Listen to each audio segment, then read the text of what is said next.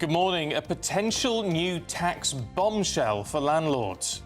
Reports that the Treasury is considering national insurance on rental income to plug a £40 billion hole in the public finances. Well, the move will attempt to boost revenue by targeting what they call unearned income in Rachel Reeves' next budget. But could this plan reshape the housing market, or will it backfire on renters? Very difficult, because I know exactly what those parents are going through. I know, and you think about the victims and their parents, but really this ripples out. The FBI is investigating a school shooting that took place at a school in Minneapolis as domestic terrorism and hate crime against Catholics. 2 children died, 17 were injured during the massacre. A brewing revolt within the Labour Party. Senior party figures urge Prime Minister Sir Keir Starmer to reform or even suspend the European Convention on Human Rights in order to tackle the migrant crisis. Meanwhile, Tony Blair speaks to Donald Trump. It's emerged the former Prime Minister briefed the US President on the plan to rebuild Gaza in a meeting at the White House. That's according to a senior official.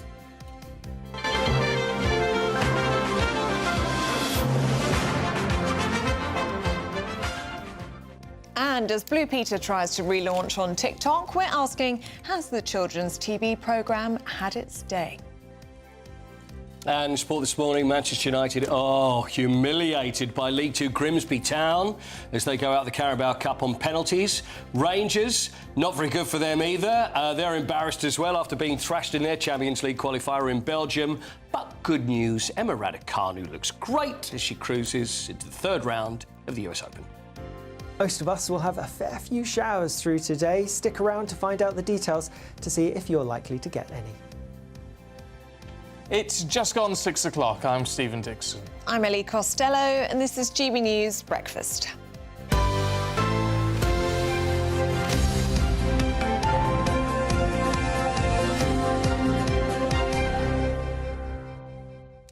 Blue Peter. Yeah, love it. I mean, it's a great... Oh, you've got the voice of an angel. I like the way it ended there. Da-da. Well, I mean, it was brilliant, wasn't it? Yeah, it was. The best show ever. But is it just... I mean, has it... Is it Yeah. the same as it was? I don't know. it I has haven't had watched it. That's the trouble. You know where things changed? When TV shows started having presenters the same age as the people that are watching it. It was kind of like you would look... I remember back in my day... Or your John Noakes and your Peter Purvis and your Leslie Judds and all that. They were sort of older. Simon Groom. I had Connie Peter Duncan. Connie Huck. Yeah. Connie Huck. And Connie. Matt Baker. That was my Baker. generation. He's a and Meg nice the guy. dog. And then I called my family dog Meg after Meg, the Blue Peter dog. I called our dog Cindy after a Blue Peter dog as well. Yeah, this is Remember it. Cindy? Cindy was one of these, you know, when they do the one of these appeal things, and it was like a guide dog, and then I think but Cindy. Goldie was the dog. Goldie was Simon Groom's dog. Yeah. Shep, of course. Shep. Petra. Oh, you've got a good Petra. memory of all of them. Petra. Oh, look, I could name them all. That's because Petra was John. Oh, that's Noakes' my dog. era That's there. right. No, Petra was Peter Purvis' dog. Oh, was it? And Shep was John John Noakes. Get down, Shep, and all that sort of stuff, yeah. Right.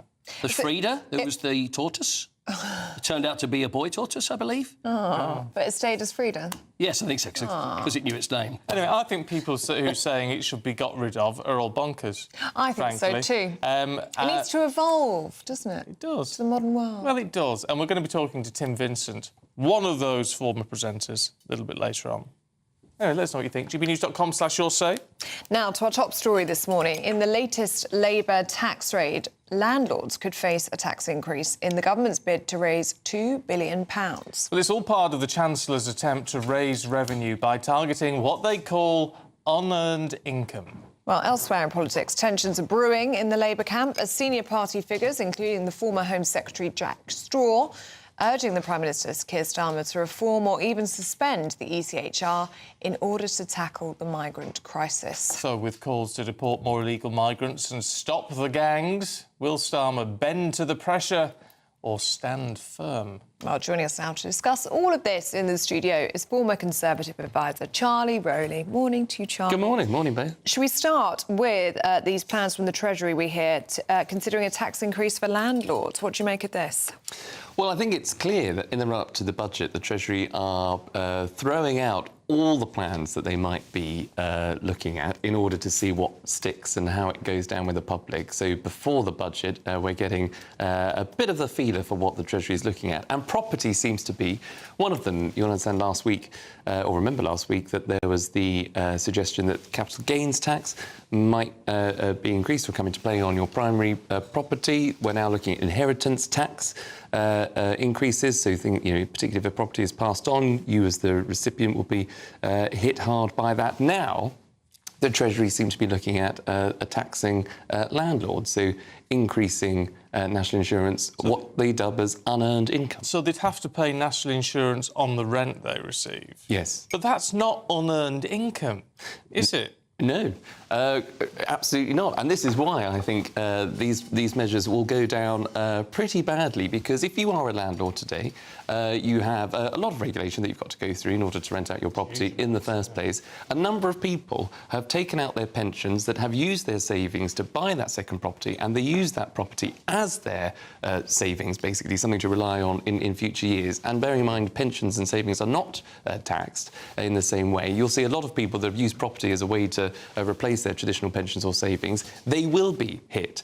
The second point is that, quite obviously, if you are a landlord that has to pay an increase in any kind of fee, whether it's a tax or otherwise, whether it's national insurance, you're simply going to pass that on to the tenant, a tenant that might not be able to secure that deposit or save the amount to get on the property ladder. They are the ones that are going to feel the pinch.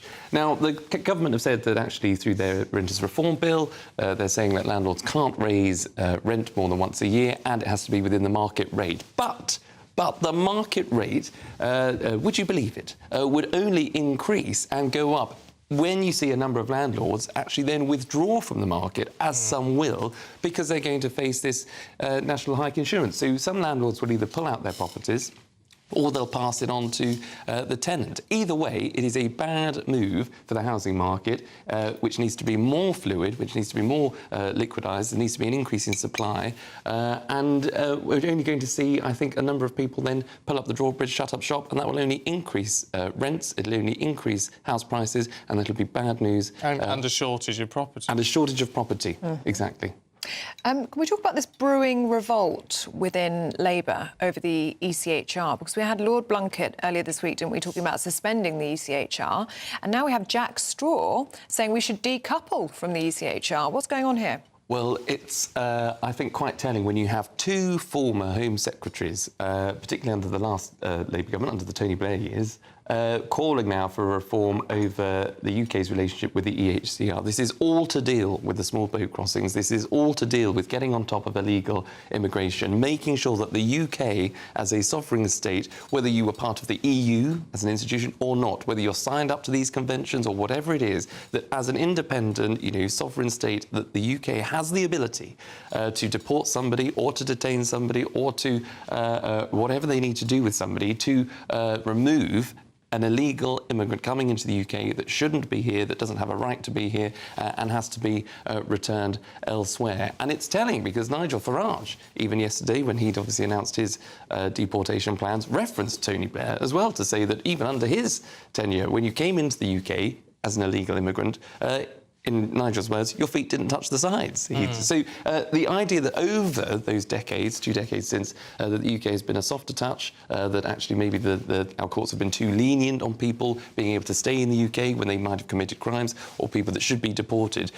We've tied ourselves, it seems, or government, whether it's government lawyers, whether it's civil servants, whether it's politicians of all persuasions, Labour and the Conservatives, they seem to have been just playing to the fiddle and to the tune of what is this overbearing ECHR legislation, and that is why 2 former Labour Home Secretaries have called for this kind of renewed relationship, and that is only to make sure that the Labour Party, rightly so, can win back the votes of people who are so disaffected at the minute by the number one issue, which is immigration, and where a lot more people week after week, we're seeing the polling go only further in Reform's way. It's interesting how we're seeing a lot more of the Labour old guard at the minute, because we've got those two former Home Secretaries. We've also got Tony Blair himself getting stuck into the Gaza situation in the White House. Yes, absolutely. And there's a whole, I was about to say plethora, that might be too strong a word, of people who were back in the 1997, Tony Blair set. So you've got, obviously, Peter Mandelson as our ambassador to the US.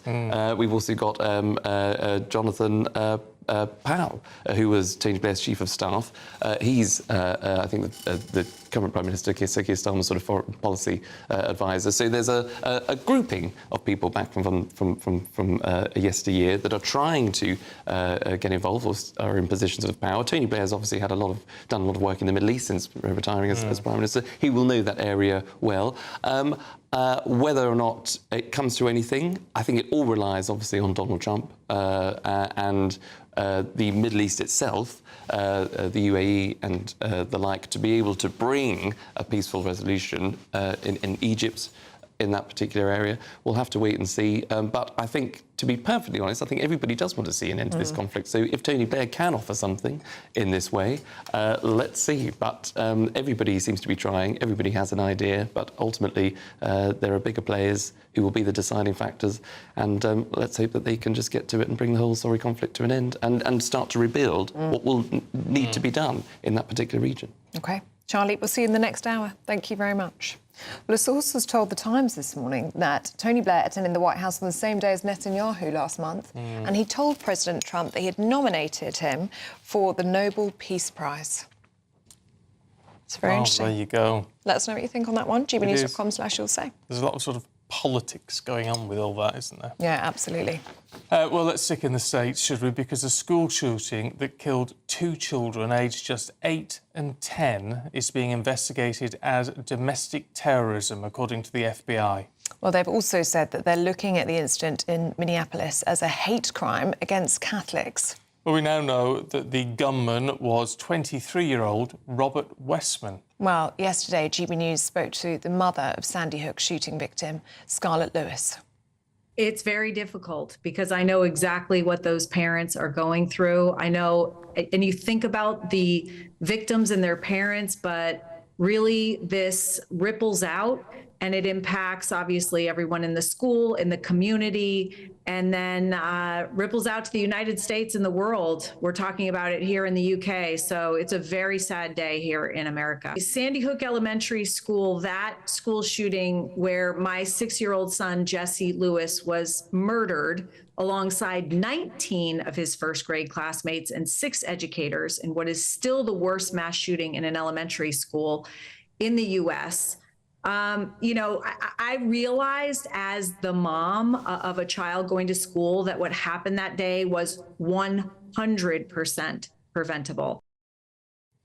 Well, let's talk to the host of the People's Politics podcast, Paul Duddridge, who's in LA. Maybe a bit of a hope for us this morning as well. Paul, good to see you. Outline where we are with this investigation. What do we know so far? Well, I think you just covered the points there. It's being treated as potentially domestic terrorism. The FBI are investigating it as a hate crime, as an attack on Catholics, as you say. There are also issues that may come to light. Yes, the shooter is known as Robin Westman, but was originally is known as Robin Westman, but was, as you just correctly called him, Robert Westman. So there's a lot of talk about this being a transgender shooter as well. These are so many different factions are coming to this story. There's the anti-gun lobby and the perhaps the anti-trans lobby as well. It's already being devoured by different factions. The sad thing is, looking into this story just before I came on, this is the 5th school shooting since August the 1st. The 5th. There's 57 this year in 2025 already in K-12 schools. But since the school year began on August the 1st, this is the 5th. It's quite extraordinary statistics. And on that point, Paul, you can understand the anger, can't you, of the Minneapolis mayor, who's actually rejected offers of thoughts and prayers for these children.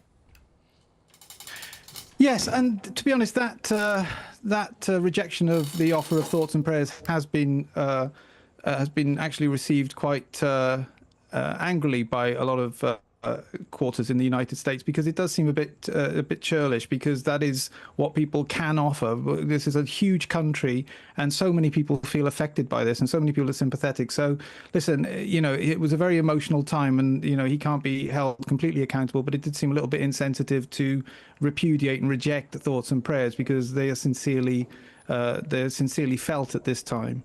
You know, there's 17 people injured. The only positives perhaps coming out of this is 17 other people injured, 3 adults in their 80s, 14 other schoolmates of these. This is a tragic loss. But the police do say that they're not expected to lose any more lives.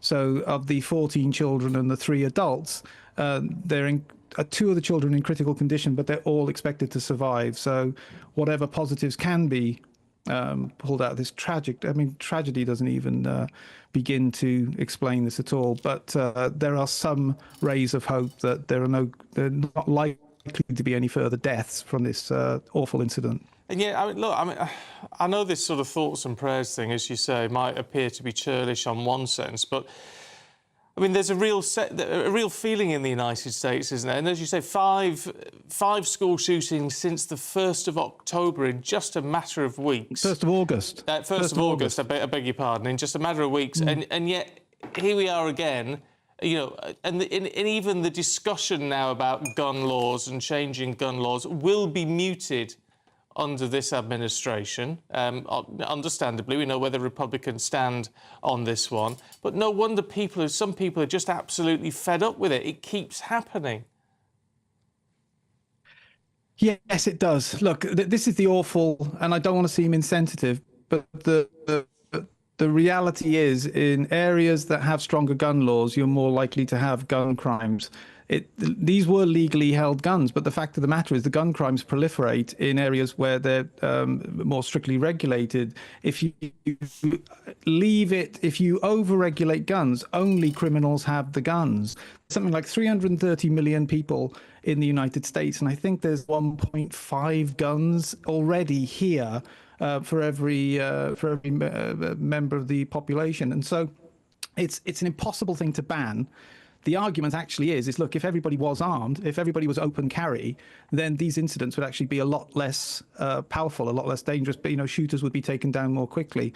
It is, look, it's an invidious position to be in, that we have so many guns in the US, but they're not going. You could have the strongest laws tomorrow. It would be like taking away carjackers' driving licenses. You can regulate it as much as you like, but they will always fall into the hands of criminals.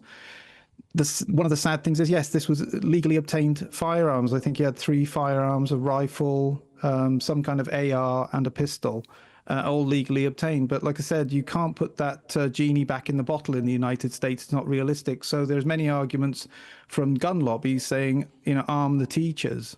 OK, Paul, good to see you. Thank you. Now, at 18 minutes past 6, let's get a check on the weather with Alex Burkle.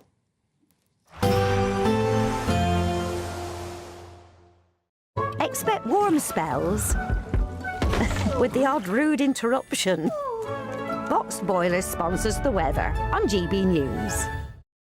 Good morning. This is your GB News weather update from the Met Office. Now, it is going to be a showery day for many of us today, and those showers becoming increasingly widespread as we go through into this afternoon. Starting off, though, actually across many central and eastern parts, it's largely dry for a little while with some decent sunshine, but as I mentioned, those showers becoming increasingly widespread, starting off mainly in the west, but feeding further eastwards through the day, and some of them are going to be quite heavy, packing a fair bit of a punch. They could be thundery and blustery at times too, and those blustery winds will add to the slightly fresher feel to things than we've seen through some recent days. Nonetheless, temperatures still just about getting into the low 20s towards the east, so feeling warm away from the showers in any sunny spells. As we go through the evening, a showery picture across much of Scotland towards western parts of Scotland, perhaps the showers merging into some longer spells of rain for a time, and also across Northern Ireland there could be a spell of something a little bit more persistent rain-wise pushing through. Otherwise there across England and Wales, well yes, there's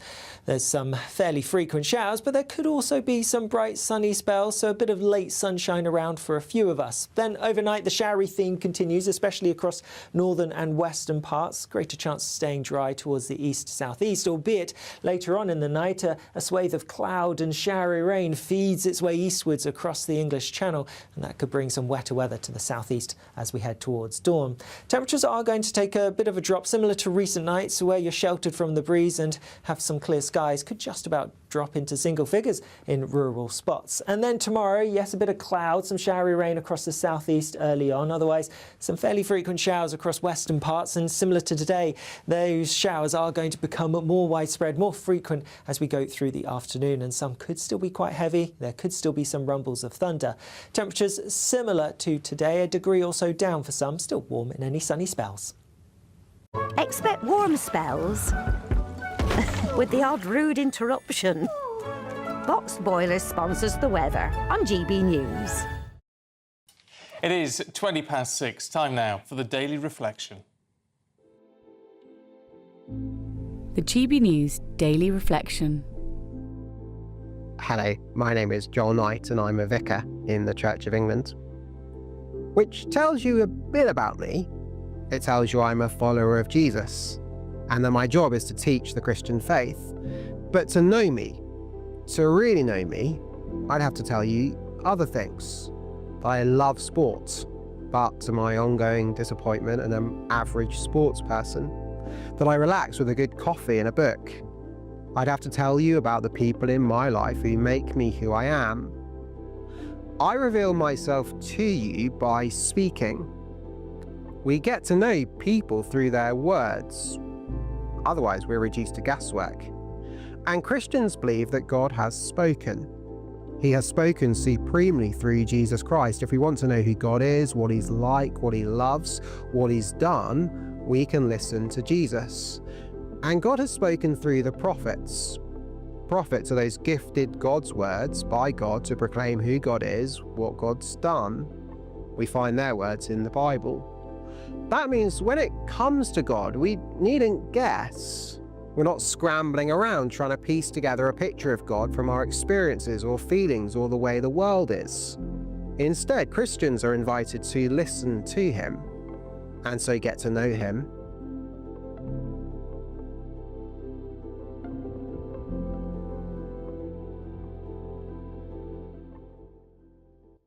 Now, do stay with us. Still to come, it's getting hot, hot, hot. Well, it's not actually this week, is it? It's quite wet this week. All right, but still quite warm. Anyway, don't put a dampener on it. They think it could have been the warmest summer on record. We're going to be talking about that next.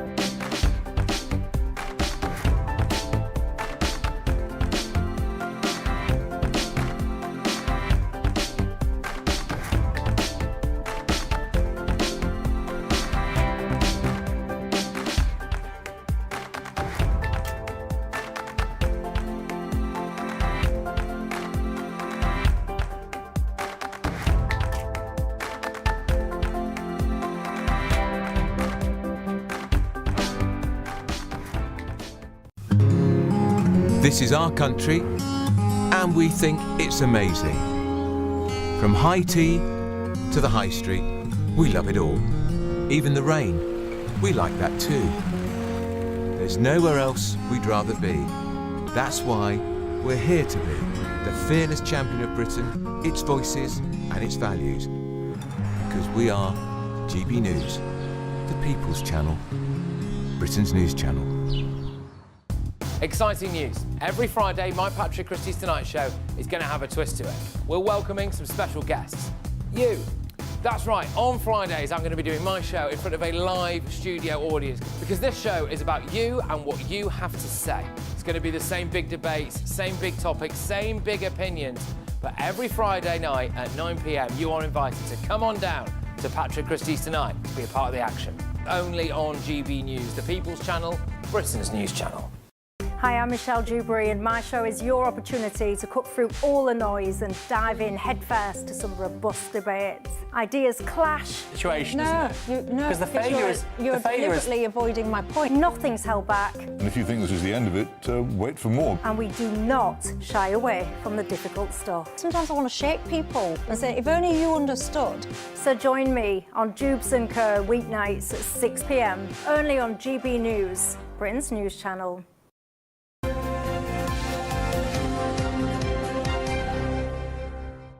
6:25, and it is the final week to see if you could be mortgage or rent-free for a whole year in our Great British Giveaway and get an extra £5,000 in your bank account. Or, if you don't have any of those payments to make each month, you could still enter and win £15,000. Here's how. Lines close tomorrow on your chance to win your mortgage or rent paid for a whole year. That's a cash lump sum equivalent to 12 of your monthly mortgage or rent payments, right up to a whopping £20,000. Plus, we'll add an extra £5,000 on top for good measure. And if you don't have a mortgage or rent to pay, lucky you, we'll give you £15,000 tax-free cash instead. Get your entry in now, as lines close at 4 p.m. tomorrow. For another chance to win, text WIN to 63225. One entry costs £2.50 plus one standard network rate message. Or text BONUS to 63225. 5 entries cost £5 plus one standard network rate message. Go to gbnews.com/win. Entry start at £2.50. Call 0903 686 3232. Calls cost £2.50 plus your network access charge. Or post your name and number to GB15 PO Box 8690 Derby DE1 9TT. UK only. Entrance must be 18 or over. Lines close at 4 p.m. on the 29th of August. Please check the closing time if listening or watching on demand. Good luck.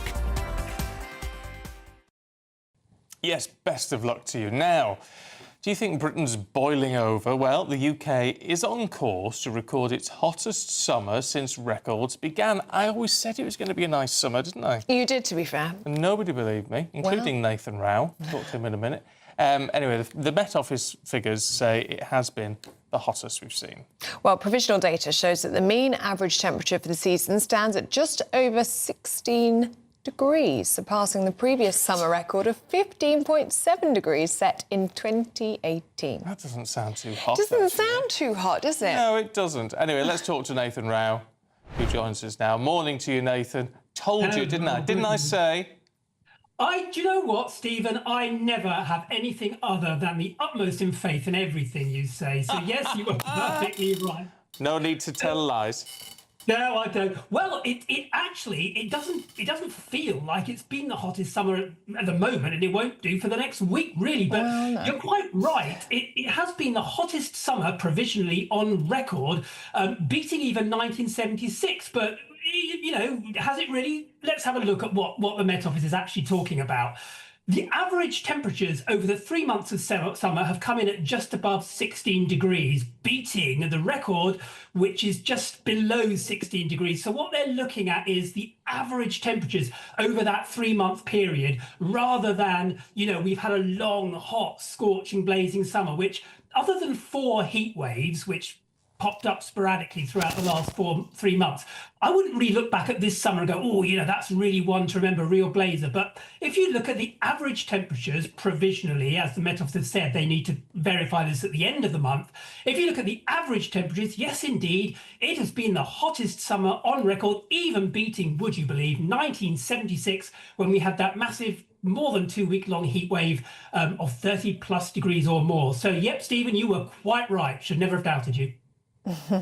Nathan, is 4 heat waves a lot in 3 months? Well, it depends how you look at it, Ellie. A heat wave is 3 or more days of temperatures above threshold conditions, which is 28 degrees in the south and slightly lower elsewhere. Because they were quite short in length, they happened along the way, as opposed to, say, for example, 1976, where they were all squished together in one long 16-day period. So whether 4 is a lot, you could say that, yes, it sounds like a lot, but is it more than 1 3-week-long heat wave, for example, which we got in 2018, if you remember, back then when all the parks dried out, a bit like they are at the moment. So it sort of seems to be they've been more frequent, Ellie, is what I would say, rather than we've had more, a blisteringly heat wavy summer. We've had more frequent heat waves, and that's pulled up that average temperature, which has given the Met Office these figures to say that overall, when we put them all together, it's probably going to be the hottest summer ever. We've got to be a little bit careful, though, don't we? Because, down here in the south of the country, it has been on days very hot. Doesn't apply everywhere, does it? I know in the northwest they sort of didn't seem to get much above about 22. Yes, and it's a mistake, actually, Stephen, that a lot of people like me who talk about the weather a lot tend to forget those people up in the north in Scotland. You're quite right. The hottest temperatures are always going to be across the southern part of the country, and that's because when we get these hot plumes during summer, we get a bit of a nudge from the continent where those heat waves have been building, and we get that coming up. It doesn't quite reach the north of the country. Sometimes they do. What they've had this week, actually, just before this cooler weather sets in, is the Föhn effect, which is when the winds come tumbling over the mountains, they compress and warm, and actually Scotland can get some slightly warmer temperatures than elsewhere. But you're quite right. Overall, it is the south of the country and the southeast that tends to see those higher temperatures. And that's why the heat wave threshold is higher in the south, it's 28, and slightly cooler in the north. So you need to get slightly lower temperatures in the north to still get a heat wave. But it's mainly a southern thing, you're right, yes. OK, Nathan, thank you very much. Good to see you. Thank you. Now, if you are travelling to work this morning, here's your traffic and travel update.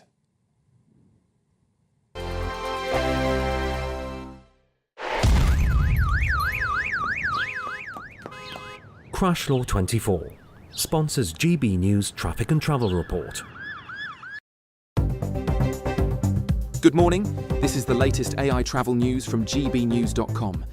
The M8 is closed to all westbound traffic at junction 3A due to overnight roadworks. Road users are advised to follow the sign diversion and expect longer than normal journey times. M4 westbound is affected by resurfacing work, resulting in the road being closed between junction 24 Coldra and junction 26 Malpas, with diversions in place. And on the trains, East Midlands Railway is experiencing disruptions between Nottingham and Worksop. Additionally, there are issues on the Great Western Railway between Oxford and Didcot Parkway. For more travel news, go to gbnews.com. Crash Law 24 sponsors GB News Traffic and Travel Report.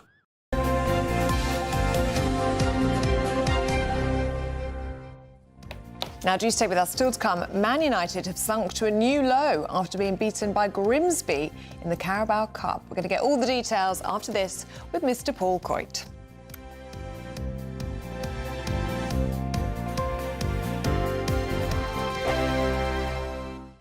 Welcome back to Britain's Newsroom with Andrew and Beth. Hello everyone, Patrick Christie's here. I'm Michelle Duke, Britain's News Channel. Access the stories that matter to you. Take the GB News family with you on any device. And as long as you have an internet connection, tune in to GB News anywhere on the planet or beyond. GB News, the People's Channel, Britain's News Channel. Westminster's full of talk, but out here, it's the real world. Am I allowed to talk now? No, that's it. This is where it matters, real people and real lives. That's what politics is all about. In fact, has Trump made a good start? No. Straight answers, no spin, and just a couple of pints. How many fingers have I got up? About 10. So join me for Lee Anderson's Real World every Friday at 7 p.m. only on GB News. The People's Channel, Britain's news channel.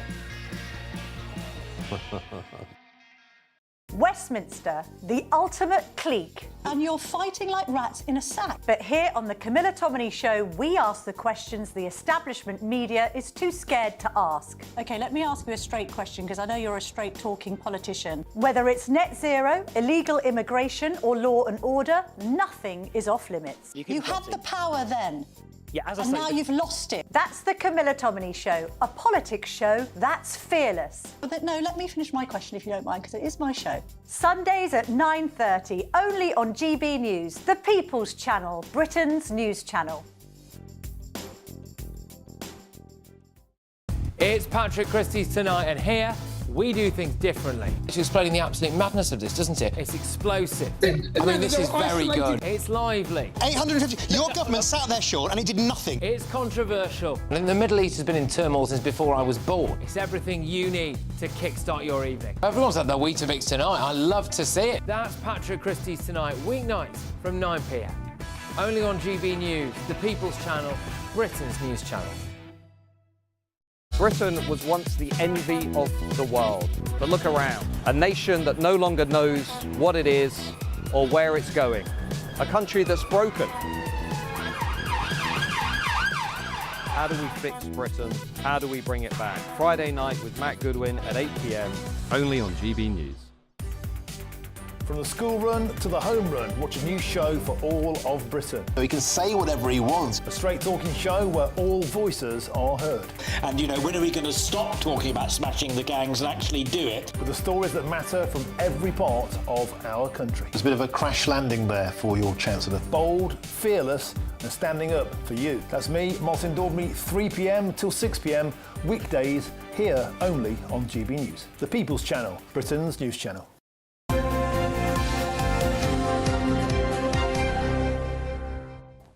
Paul Coyte's here with your sport at 6:36. Good morning. Good morning.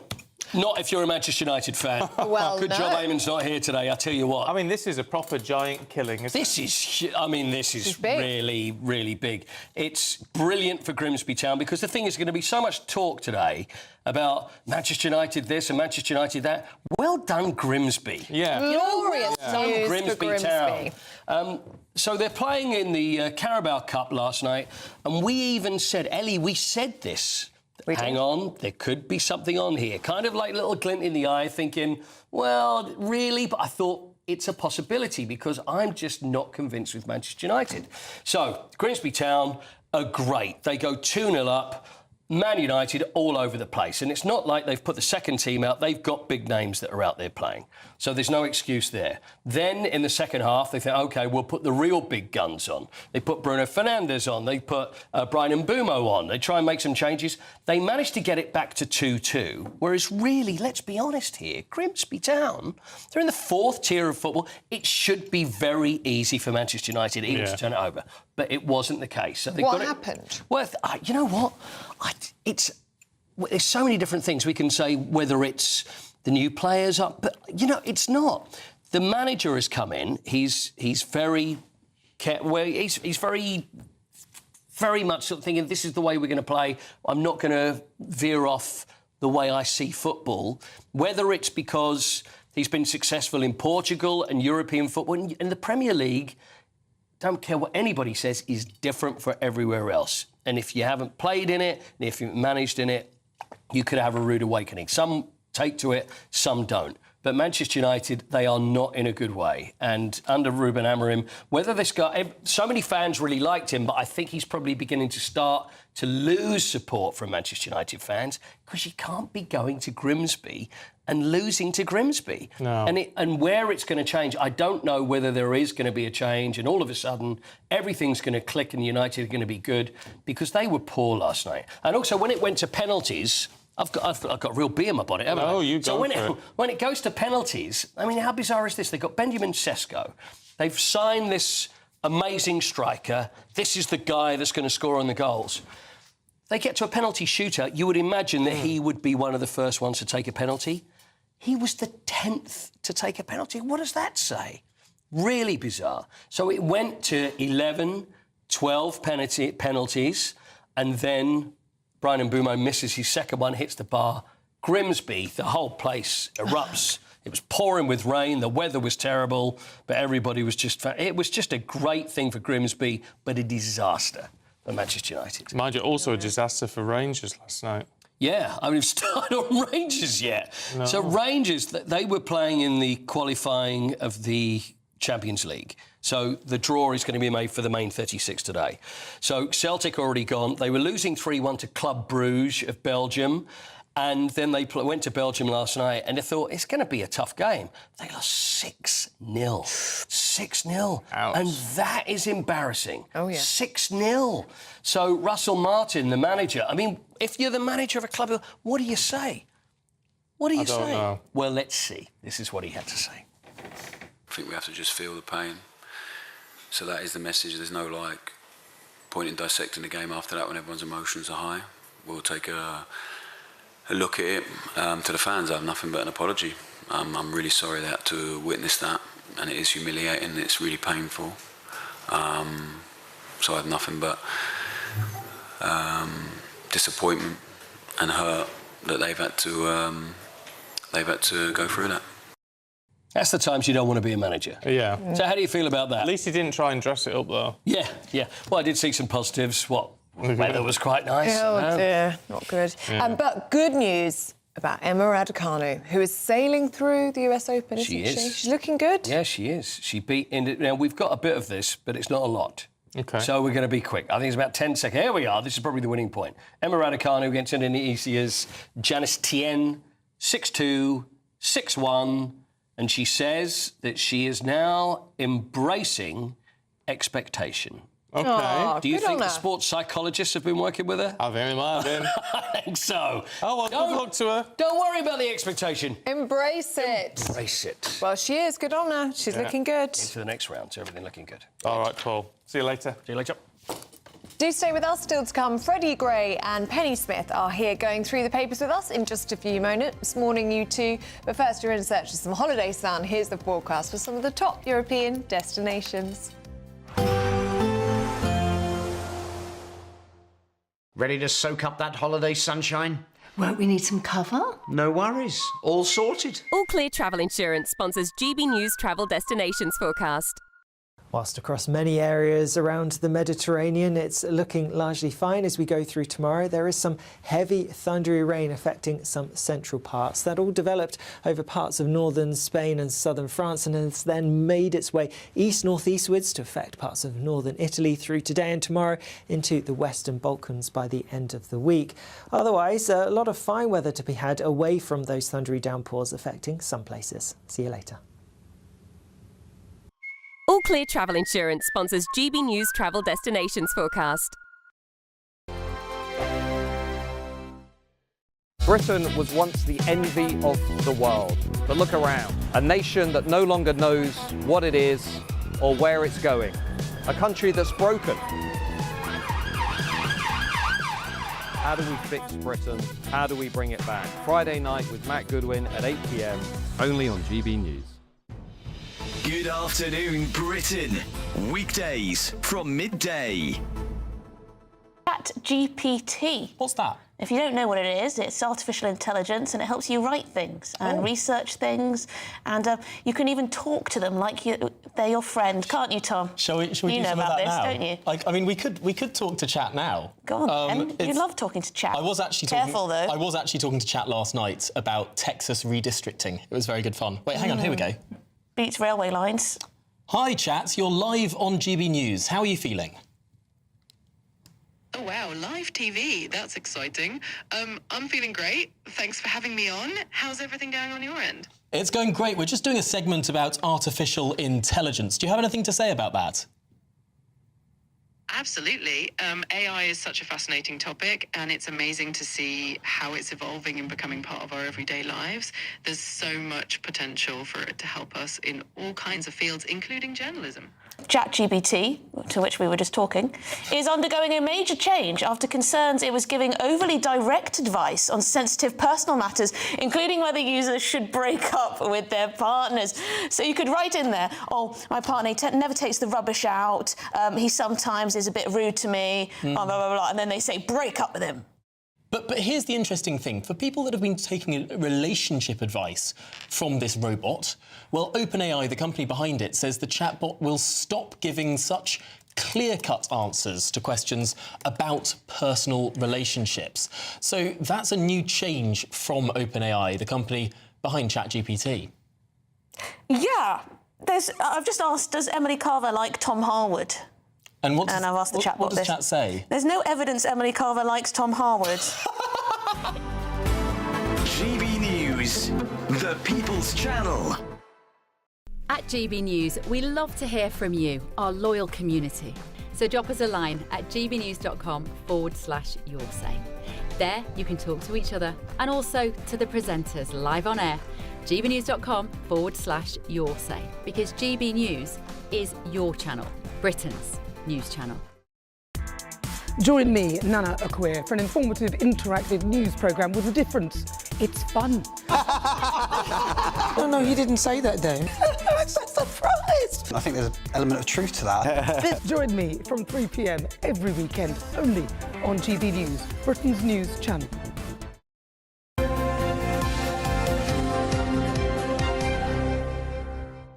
Right, it's 6:45 and time for the papers with the broadcaster, Penny Smith, and the deputy editor of The Spectator, Freddie Gray. Good morning, both of you. Freddie, let's start off, should we, with The Telegraph and, this very grim shooting in the States yesterday. Well, it's terrible, and it just seems so strange that there have apparently been 5 attacks since August 1st, but these are school shootings, but schools only really went back this week, so I don't really understand apparently the school year started on August the 1st in the States. But I don't think it does. Well. I don't think that's true.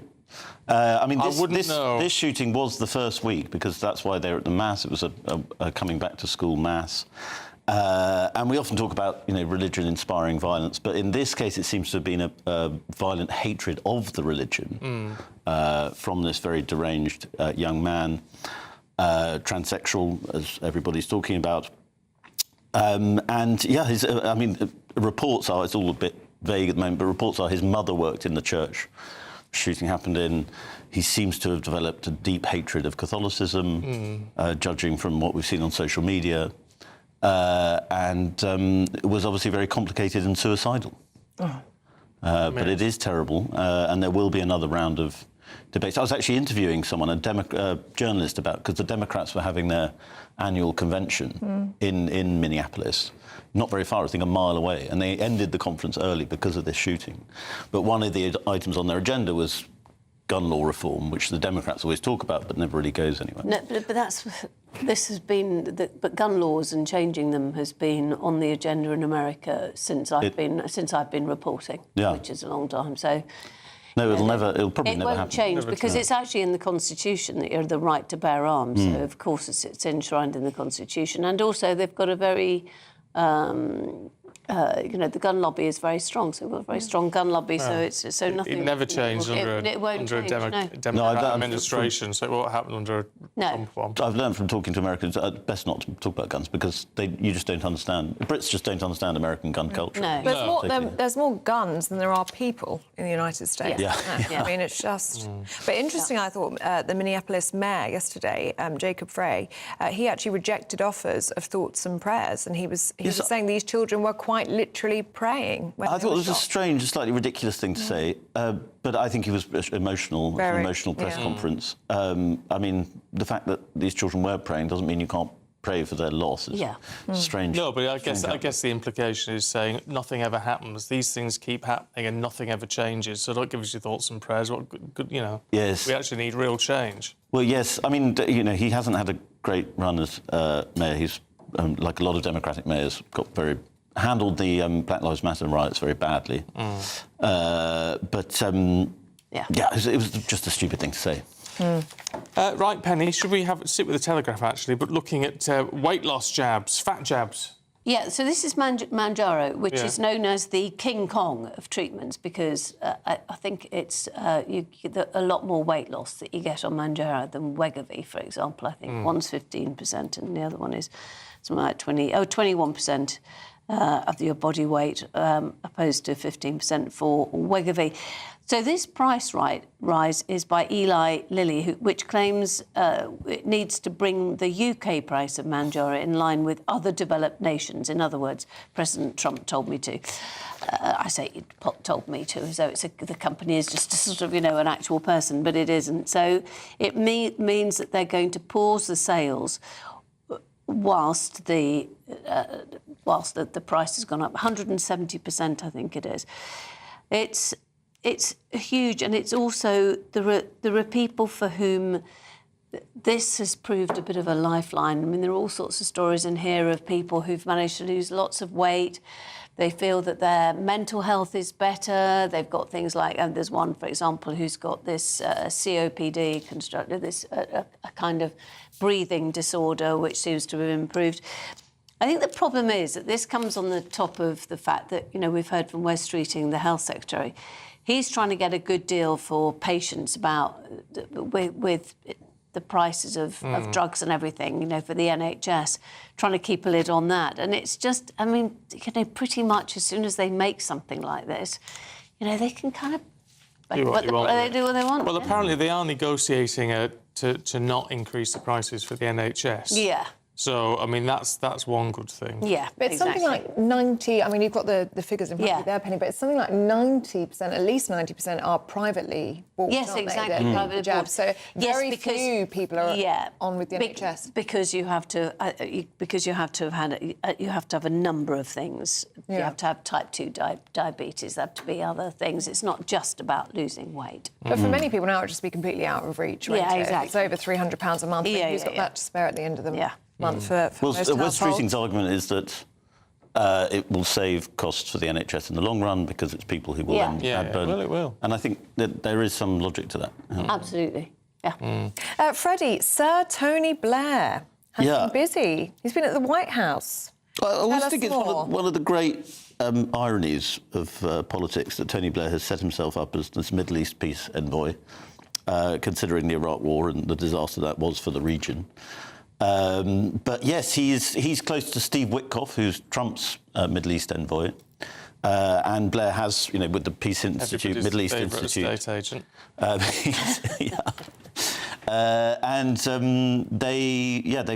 Witkoff has got him talking to Trump. He's been to the White House to talk to Trump about his Gaza plan, possibly this Riviera of the Middle East, which is one of Trump's wilder ideas. And you can imagine Blair trying to sort of coax him through that while flattering him. Well, there is flattery because, according to the Times this morning, Tony Blair told the president he'd nominated him for a Nobel Peace Prize. This is insane. So Witkoff is very keen on it. Witkoff knows how to suck up to Trump. And I don't know if you saw the ridiculous cabinet press conference that they did on Tuesday. And they were all taking in turns to flatter Donald Trump, to suck up to Donald Trump. And they, the Labour Secretary said, we're going to put your big, beautiful face on. And then Tulsi Gabbard started saying, sir, you have done more for this country than... And then Witkoff said, I just can't wait for the Nobel Peace Committee to get on with it and finally nominate you for this award that you deserve more than any person in history. And it is ridiculous. I'm not one of these, anti-Trump people. I think Trump is fascinating. But to watch the cabinet suck up to him like that was pretty disgusting. It is very much going back to the court in the times of James I, isn't it? Where the more you flattered the king, the more land you got, or the more castles you got, or allowed to carry a sword over London Bridge or whatever else, or drive a flock of sheep over it, etc., etc. As long as you flattered them enough. Yes, and it's quite sweet watching him in the middle because he looks like a sort of delighted child as all these people say nicer things. Swinging his feet. And I think that's the thing about comedy. It's not that Trump is necessarily revolting, but I do think that people around him become more and more revolting as they suck up. But that's because it works. Yeah. It works. If it didn't work, you wouldn't do it. Well, some people say he doesn't really fall for it. Well, it does. It seems to, though, with everything from terrorists to anything else. He should have more sense than to believe Anything that people say Yeah. like that, really. Can we just finish off with a bit of Davina McCall? Oh, yes, Because she's we going back to school, Penny. She is. So this was after, if you recall, she had this benign brain tumour and she went in and had the operation. So she's told Good Housekeeping UK, she's posed in Good Housekeeping UK. One of the pictures is her in a jumper and a pair of pants. I don't know why, because... She seems to be frying eggs in a leotard. Very odd. Very odd, because you get spattered on the thigh. She flunked her Maths A level because she says, I was taking a lot of drugs back then and was very unhappy and fed my mind negative messages. But she said that because she's had this operation and because she got a bit of memory loss in various ways, she says, I've decided to go back to school and take her Maths A level. Do you know, all power to her elbow. Why not? I think that's a really positive thing to do. I'm trying not to feed my mind negative messages. Good. Right, you two. Thank you. See you later. Here's the weather.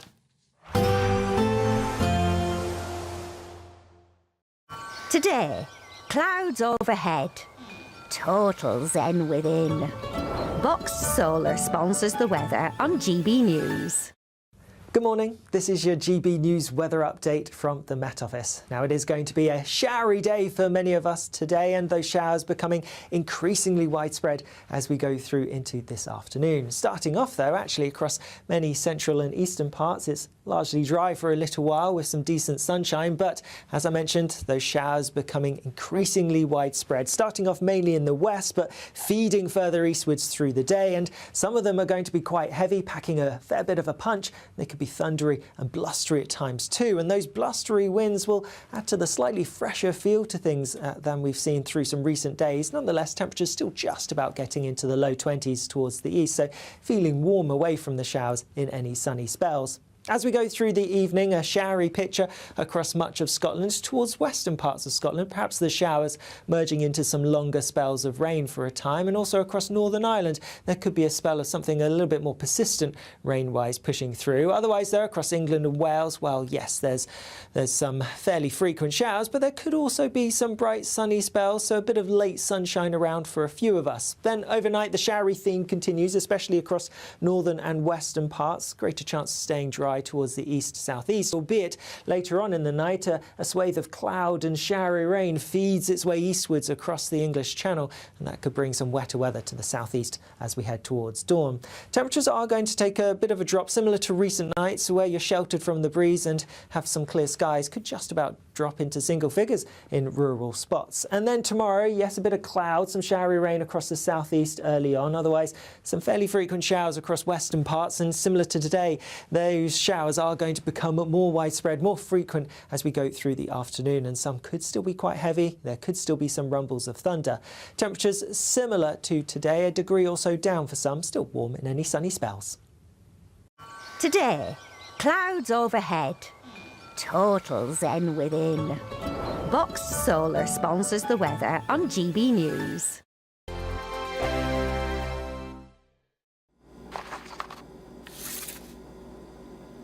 Crash Law 24 sponsors GB News Traffic and Travel Report.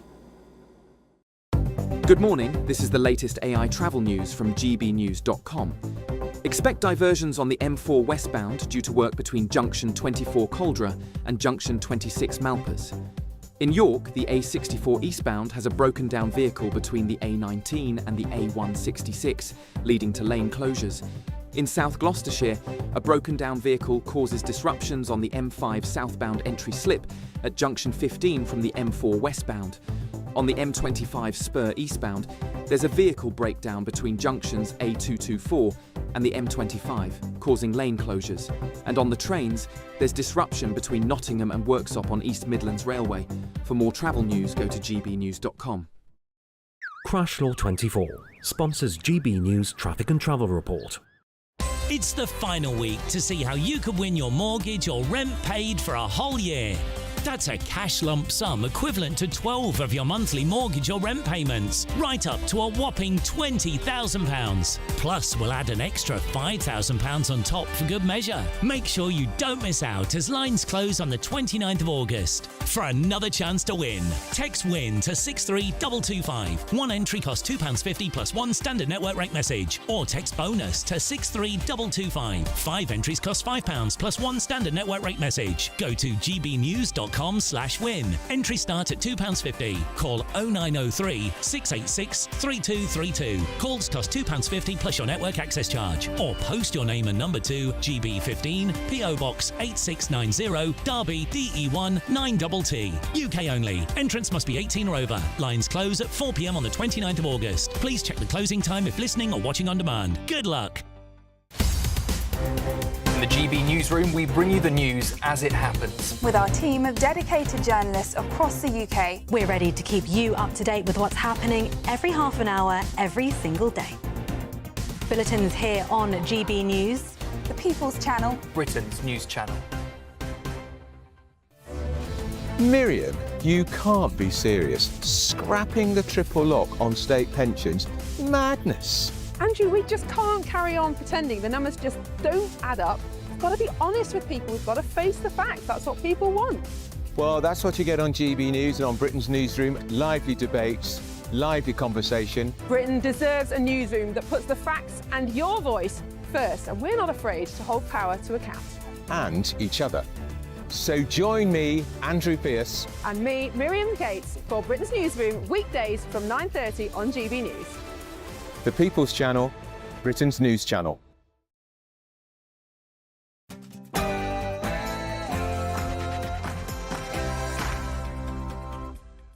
Good morning. Could the government end the use of asylum hotels by March? Well, the Refugee Council urges the Home Office to adopt a one-off scheme giving temporary stay to asylum seekers from 5 countries. Oh, that's as the Prime Minister faces backlash from his own party over the European Court of Human Rights. So, just how will the government deliver a solution to the migrant crisis? Meanwhile, there's a potential new tax bombshell for landlords. Reports say the Treasury is considering national insurance on rental income to plug the £40 billion black hole in public finances. Very difficult, because I know exactly what those parents are going through. I know, and you think about the victims and their parents, but really this ripples out. The FBI is investigating a school shooting that took place in Minneapolis as domestic terrorism and a potential hate crime against Catholics. 2 children died and 17 were injured during the massacre. Tony Blair speaks to Donald Trump. It's emerged the former Prime Minister briefed the President on a plan to rebuild Gaza at a meeting in the White House.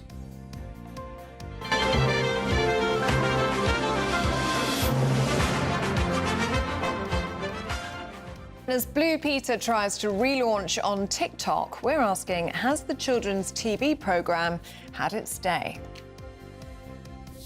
Looks like Manchester United have this morning. They're humiliated by League Two Grimsby Town. They go out of the Carabao Cup on penalties last night.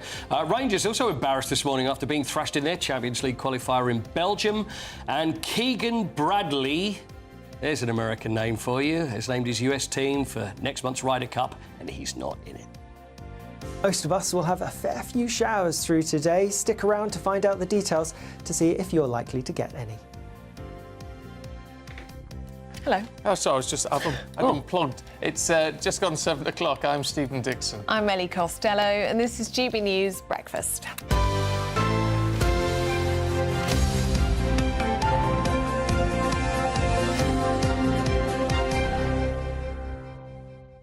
No, we've got all these clips holding stuff, and they keep popping off. What we need is better technology.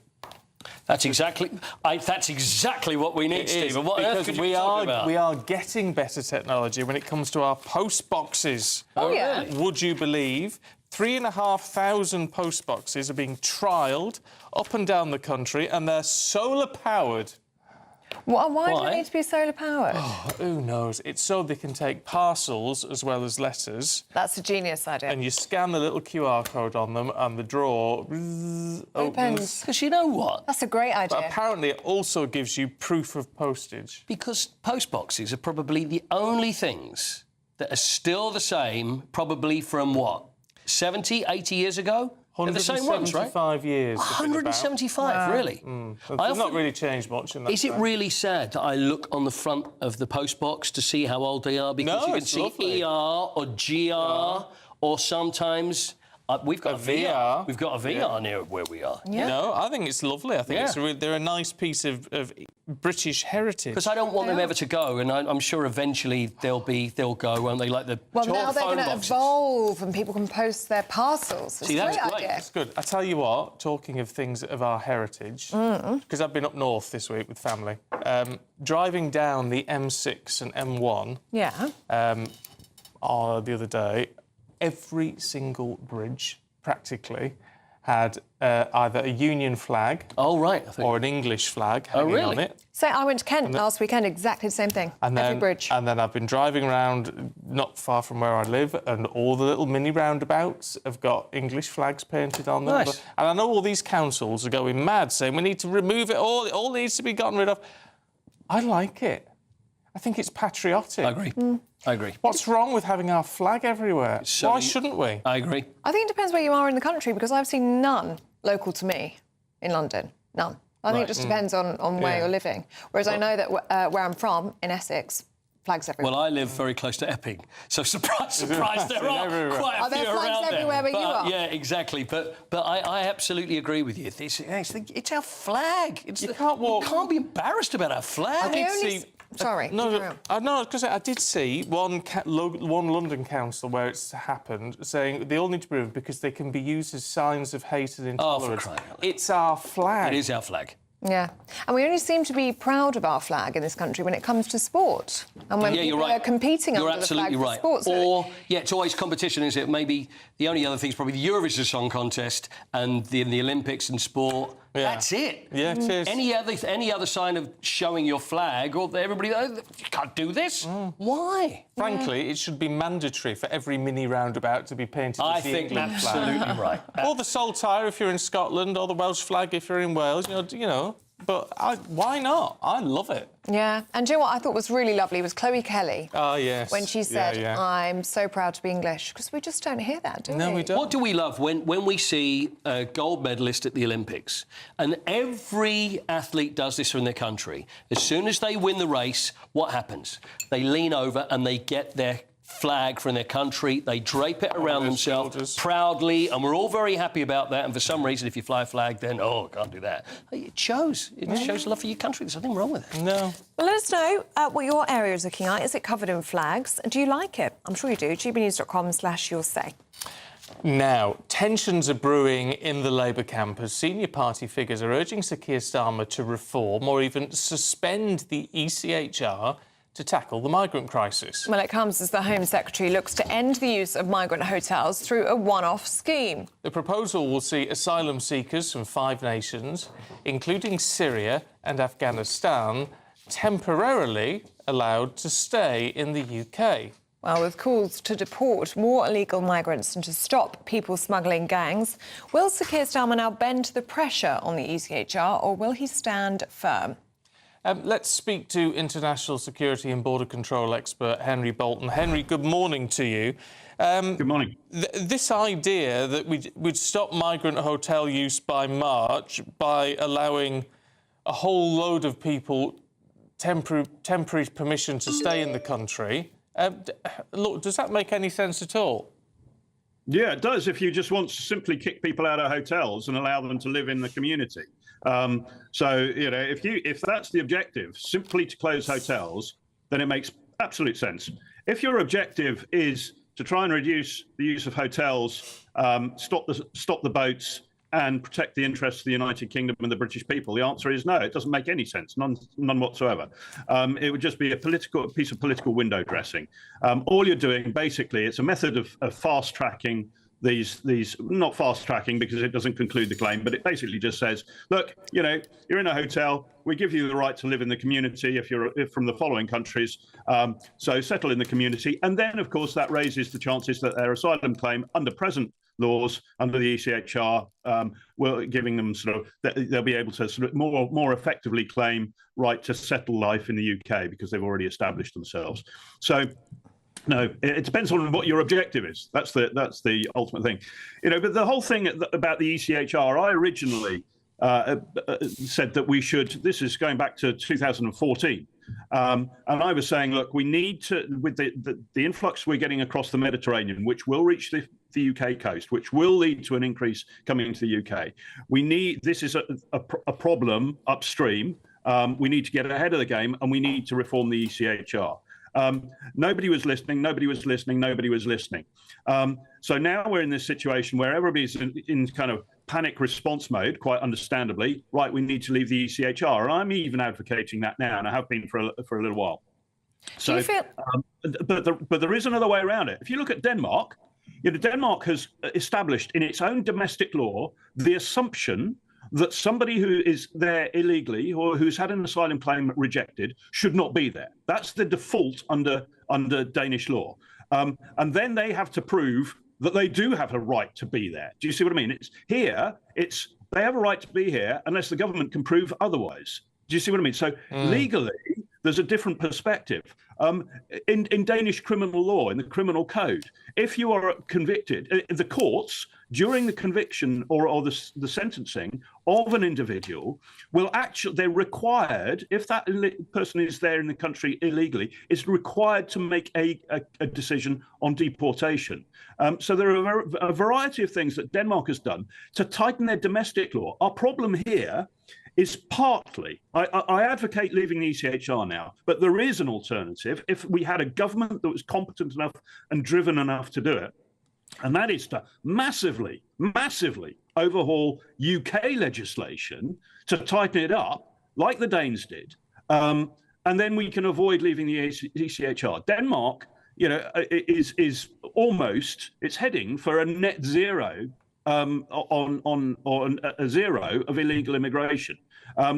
So there are ways around this, but we have got a government. It's rather like the reason I wanted to leave the European Union was because I wanted to expose how absolutely inept our own political Westminster Whitehall class are compared to other nations.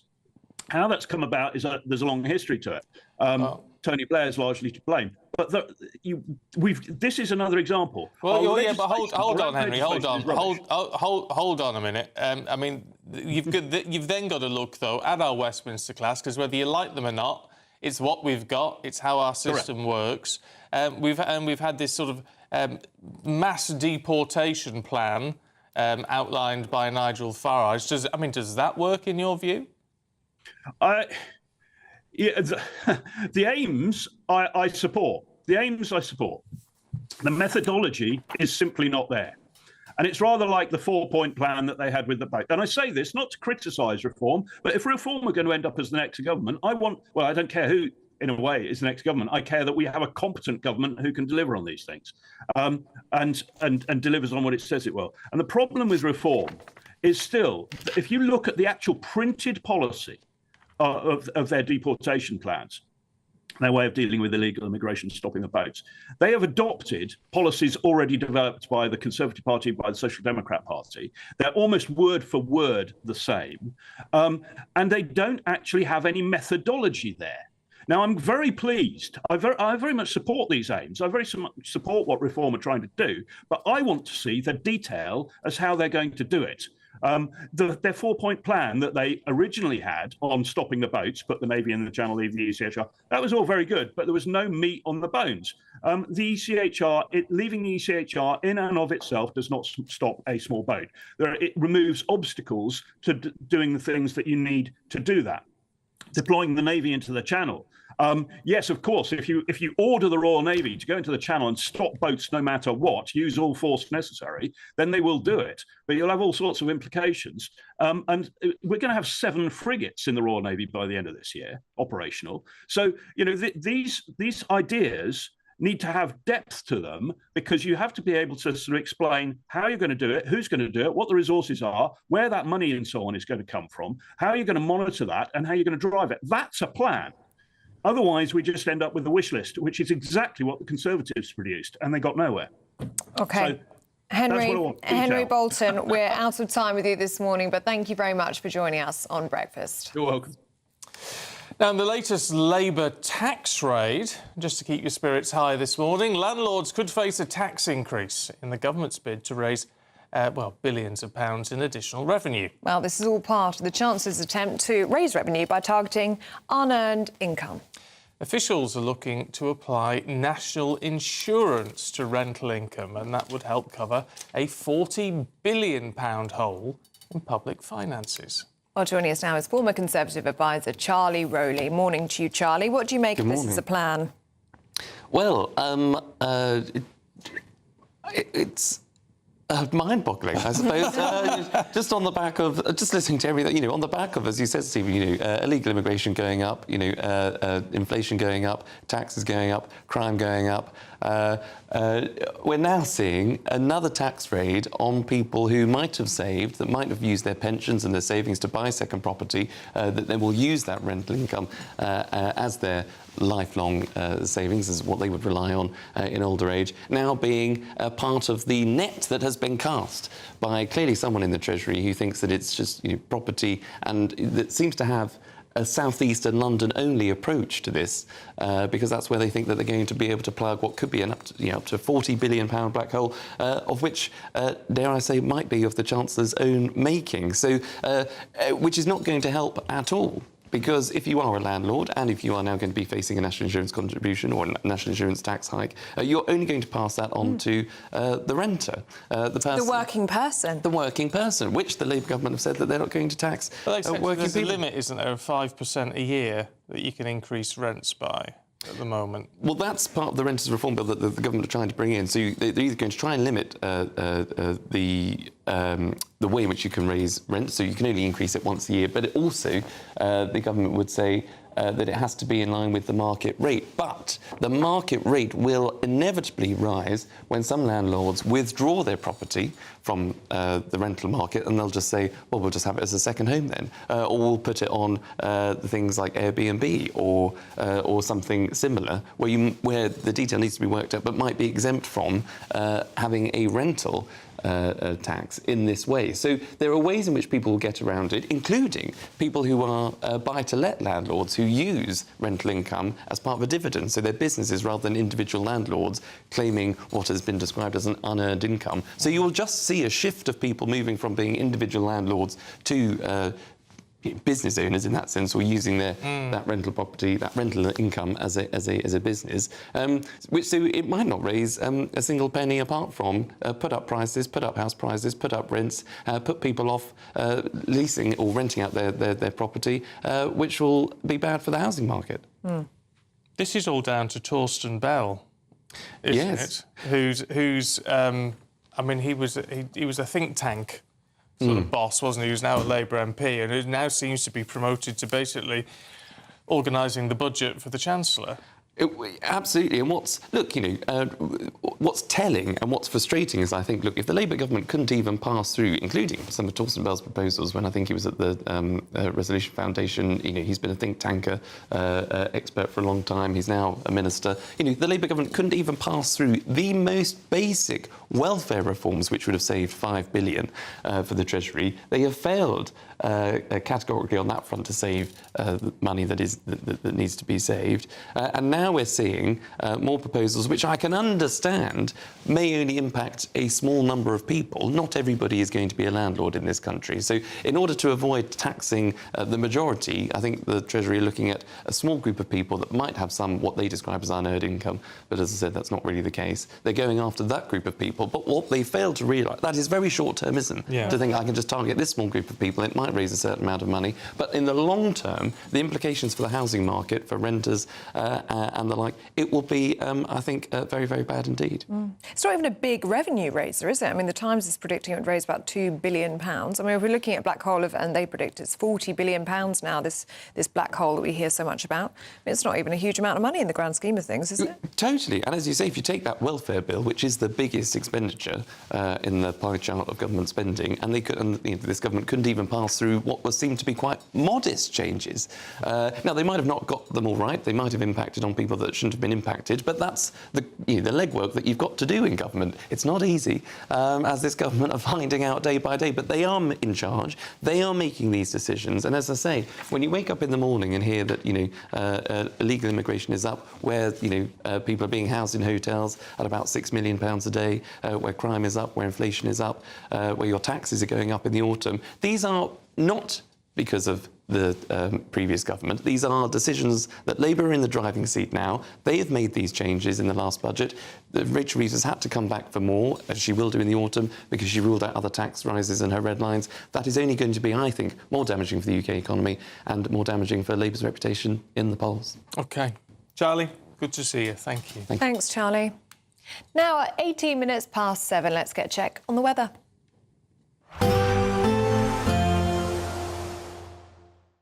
Expect warm spells with the odd rude interruption. Box Boiler sponsors the weather on GB News. Good morning. This is your GB News weather update from the Met Office. Now, it is going to be a showery day for many of us today, and those showers becoming increasingly widespread as we go through into this afternoon. Starting off, though, actually across many central and eastern parts, it's largely dry for a little while with some decent sunshine, but as I mentioned, those showers becoming increasingly widespread, starting off mainly in the west, but feeding further eastwards through the day, and some of them are going to be quite heavy, packing a fair bit of a punch. They could be thundery and blustery at times too, and those blustery winds will add to the slightly fresher feel to things than we've seen through some recent days. Nonetheless, temperatures still just about getting into the low 20s towards the east, so feeling warm away from the showers in any sunny spells. As we go through the evening, a showery picture across much of Scotland towards western parts of Scotland, perhaps the showers merging into some longer spells of rain for a time, and also across Northern Ireland there could be a spell of something a little bit more persistent rain-wise pushing through. Otherwise, there across England and Wales, well, yes, there's some fairly frequent showers, but there could also be some bright sunny spells, so a bit of late sunshine around for a few of us. Then overnight the showery theme continues, especially across northern and western parts. Greater chance of staying dry towards the east-southeast, albeit later on in the night a swathe of cloud and showery rain feeds its way eastwards across the English Channel, and that could bring some wetter weather to the southeast as we head towards dawn. Temperatures are going to take a bit of a drop, similar to recent nights, where you're sheltered from the breeze and have some clear skies. Could just about drop into single figures in rural spots. And then tomorrow, yes, a bit of cloud, some showery rain across the southeast early on. Otherwise, some fairly frequent showers across western parts, and similar to today, those showers are going to become more widespread, more frequent as we go through the afternoon, and some could still be quite heavy. There could still be some rumbles of thunder. Temperatures similar to today, a degree or so down for some, still warm in any sunny spells. Expect warm spells with the odd rude interruption. Box Boiler sponsors the weather on GB News. What are you doing? Nothing. He's doing some weird sort of arts and crafts. He's like cutting up all of his paper. Is it connected to our next story? Because we're talking about Blue Peter. Of course.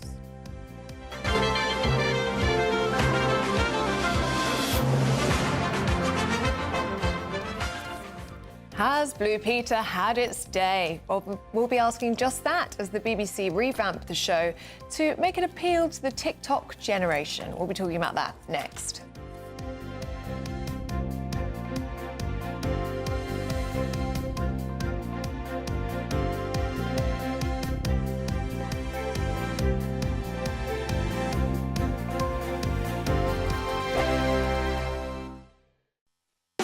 You want to know what's really going on in the corridors of power? Labour don't know what to do with you half the time, and that makes you quite lethal in the chamber. Get behind the headlines with Chopper's political podcast. Join me, Christopher Hope, as I sit down with the great and the good of British politics. We'll see where this ruling takes us. These are the stories shaping our nation. Chopper's political podcast, available now on all platforms. Listen in and stay ahead. It's Patrick Christie's Tonight, and here we do things differently. It's explaining the absolute madness of this, doesn't it? It's explosive. I mean, this is very good. It's lively. 850. Your government sat there, Sean, and it did nothing. It's controversial. And the Middle East has been in turmoil since before I was born. It's everything you need to kickstart your evening. Everyone's had their Weetabix tonight. I love to see it. That's Patrick Christie's Tonight, weeknights from 9 p.m. Only on GB News, the People's Channel, Britain's news channel. Hi, I'm Michelle Dewberry, and my show is your opportunity to cut through all the noise and dive in headfirst to some robust debates. Ideas clash. Situation, no, isn't it? No, Because the failure is... You're deliberately avoiding my point. Nothing's held back. And if you think this is the end of it, wait for more. And we do not shy away from the difficult stuff. Sometimes I want to shake people and say, if only you understood. So join me on Jubes & Co. weeknights at 6 p.m, only on GB News, Britain's news channel. Westminster's full of talk, but out here, it's the real world. Am I allowed to talk No, now? that's it. This is where it matters, real people and real lives. That's what politics is all about. In fact, has Trump made a good start? No. Straight answers, no spin, and just a couple of pints. How many fingers have I got up? About 10. So join me for Lee Anderson's Real World every Friday at 7 p.m, only on GB News. The People's Channel, Britain's news channel. Miriam, you can't be serious. Scrapping the triple lock on state pensions? Madness. Andrew, we just can't carry on pretending. The numbers just don't add up. We've got to be honest with people. We've got to face the facts. That's what people want. Well, that's what you get on GB News and on Britain's Newsroom. Lively debates, lively conversation. Britain deserves a newsroom that puts the facts and your voice first, and we're not afraid to hold power to account. And each other. So join me, Andrew Pearce. And me, Miriam Gates, for Britain's Newsroom, weekdays from 9:30 on GB News. The People's Channel, Britain's news channel. Britain was once the envy of the world. But look around. A nation that no longer knows what it is or where it's going. A country that's broken. How do we fix Britain? How do we bring it back? Friday night with Matt Goodwin at 8 p.m, only on GB News.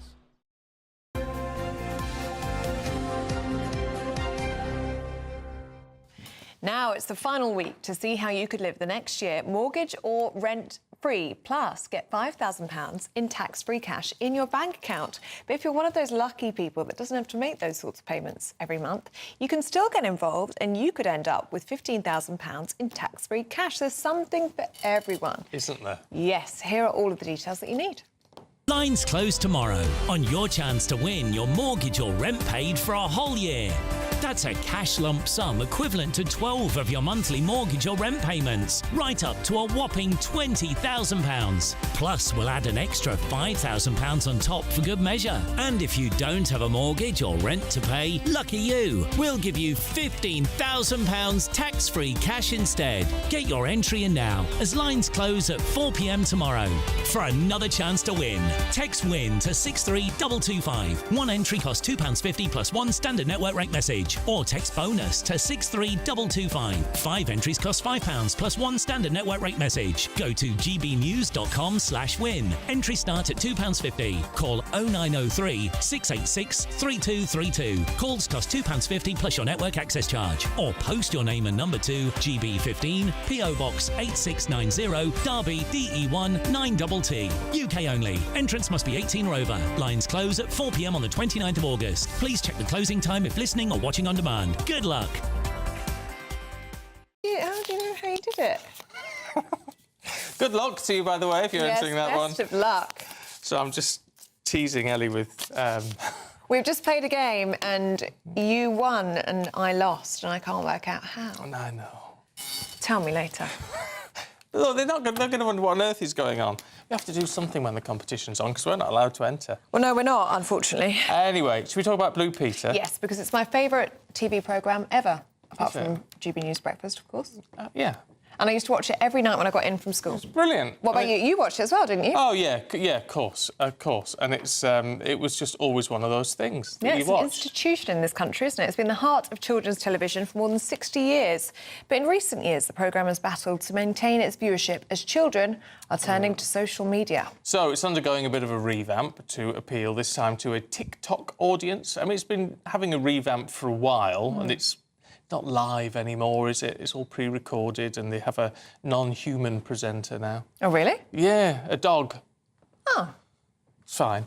Anyway, we're asking, has Blue Peter had its day? Well, joining us now is commentator Nicola McLean and former Blue Peter presenter Tim Vincent. Morning, you two. Tim, I think I know what you're going to say. Your producer said, which way do you come down on supporting Blue Peter or not? And I said I would get nailed to the cross if I didn't actually say Blue Peter is a fantastic show and will continue for many, many more years. I think we're already barking up the wrong tree, really. I think people are assuming that Blue Peter is a dinosaur. The problem is the way we watch Blue Peter as a dinosaur. We're only watching on linear TV, which for people at home, that just means you tune in at 5 o'clock in the evening and watch what your channel has suggested to watch from 5 till 10 o'clock at night. Blue Peter is breaking ranks and actually going to TikTok, which is very successful. I haven't seen Blue Peter, I have to say, for about a year or so I'm not sure of the content, but I think what they're trying to do is very clever. Nicola? Yeah, I just don't think that kids watch things in the same way. I mean, I've got teenagers and I just can't see them tuning in to watch Blue Peter. You know, kids now, as you say, it is TikTok, it is social media, streaming, gaming. I just think that Blue Peter, although it was a great show, is not really going to catch kids' attention anymore. Why not, Nicola? I mean, it's good, wholesome stuff, quality presenters who are passionate and excitable about what they do. You've got practical stuff, you've got stuff to think about, you've got money raising. What's not to love about all of that for the youth of today? I mean, obviously there will be some people that enjoy it, but, you know, my kids certainly it just wouldn't be something that would entice them into watching. I mean, I wish it would. It's the same way I wish that I could get them to read books every night, but I can't. You know, if I'm doing something wrong, tell me. But, you know, kids are just not watching this sort of programmes anymore. Tim, you've got young boys, haven't you? I mean, do they not want to get involved in arts and crafts anymore? Yeah, constantly. They're constantly writing on the walls. I think it's a very good point you make there, but content is king. Blue Peter's always been a great show. That's why it's lasted 66 years and will continue to last as long as they reinvent where you watch it. We're not saying we're going to change the show, and I think children still want to be educated and informed and entertained, and that's what's going to happen. I'm sure you all have Instagram or TikTok. If you look at TikTok, or maybe it's just my algorithms, but I constantly get little clips from shows from years ago. It might be a clip from a Hollywood show.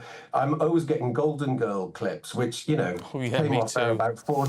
Well, there you go, Stephen. You and I obviously have similar algorithms, but that's the way it is. I'm talking to you now on my mobile phone in Wrexham in my mother's office while my boys, Jasmine and Felix, are sitting on the sofa watching your show.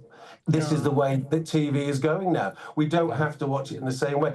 I think Blue Peter has a very good chance of surviving because Blue Peter is a magazine show, and that type of show always exists because nothing is longer than 3 or 4 minutes. Each 3 or 4 minutes is produced to make you keep watching it.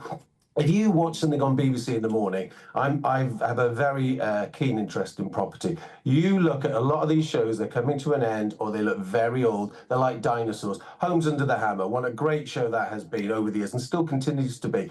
But you watch it and you go, that's amazing, a 6-bedroom house with a big garden for £95,000. Then you realise it was recorded in 1872. Which is repeating these things. Nothing is the same as it used to be on television. And we have to say television is linear television. That's how we all used to watch it. Now, I'm in my mum's office in Wrexham talking to you. That's the way ahead. As long as it's interesting, it will continue. Nicola, don't you think it makes sense? I mean, you're talking about your teenage sons and they're on social media and they're on TikTok. Do you not think it makes sense for good kids programming like Blue Peter to go where the kids are, to go to social media, to try and evolve, if you like? Yeah, absolutely. And, that is the way it's got to go. You're finding that, loads of shows that they've tried to revive. Gladiators, I used to want to be a gladiator. I love the show. They tried to revive it. It didn't work, So, yes, of course, it has to move on. I still just think kids have changed so much. There's so much that they can watch now, so much access to things, good and bad, by the way. And I just, for me, as I say, my teenage boys and their friends, I can't sit them down and crafting.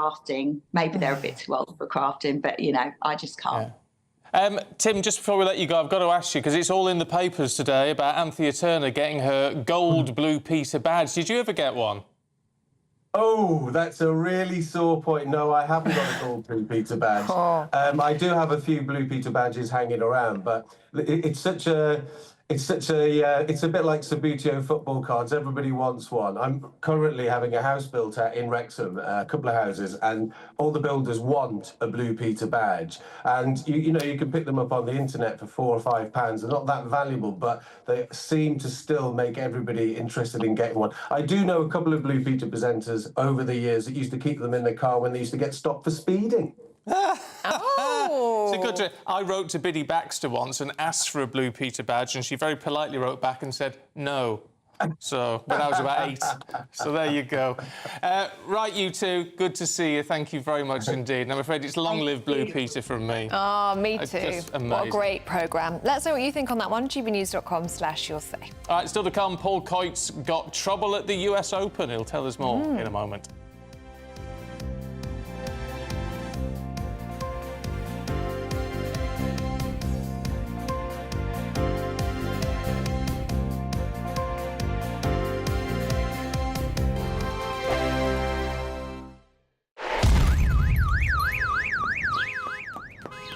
Crash Law 24 sponsors GB News Traffic and Travel Report. Good morning, this is the latest AI travel news from gbnews.com. Significant M4 westbound delays occur from junction 34 Coldra to junction 26 Malpas due to resurfacing work. In South Gloucestershire, the M5 southbound entry slip at junction 15 is partially blocked by a broken down vehicle. York's A64 eastbound is disrupted by a stalled vehicle. Birmingham's M6 southbound between junction 7 and 6 faces delays after a road incident. And on the trains, Avanti West Coast and Cross Country experienced disruption between Edinburgh and Haymarket. For more travel news, go to gbnews.com. Crash Law 24 sponsors GB News Traffic and Travel Report. You want to know what's really going on in the corridors of power? Labour don't know what to do with you half the time, and that makes you quite lethal in the chamber. Get behind the headlines with Chopper's political podcast. Join me, Christopher Hope, as I sit down with the great and the good of British politics. We'll see where this ruling takes us. These are the stories shaping our nation. Chopper's political podcast, available now on all platforms. Listen in and stay ahead. Exciting news. Every Friday, my Patrick Christie's Tonight Show is going to have a twist to it. We're welcoming some special guests. You.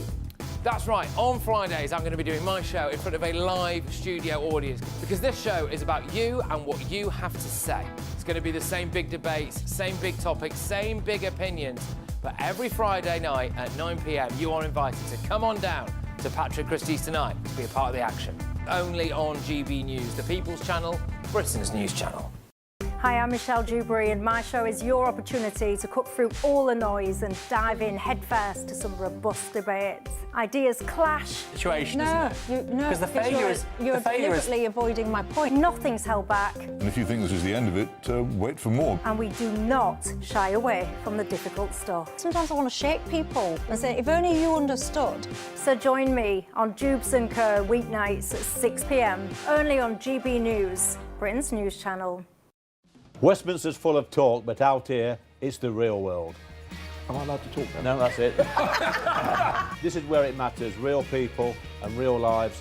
That's what politics is all about. In fact, this Trump made a good start. No. Straight answers, no spin, and just a couple of pints. How many fingers have I got up? About 10. So join me for Lee Anderson's Real World every Friday at 7 p.m, only on GB News.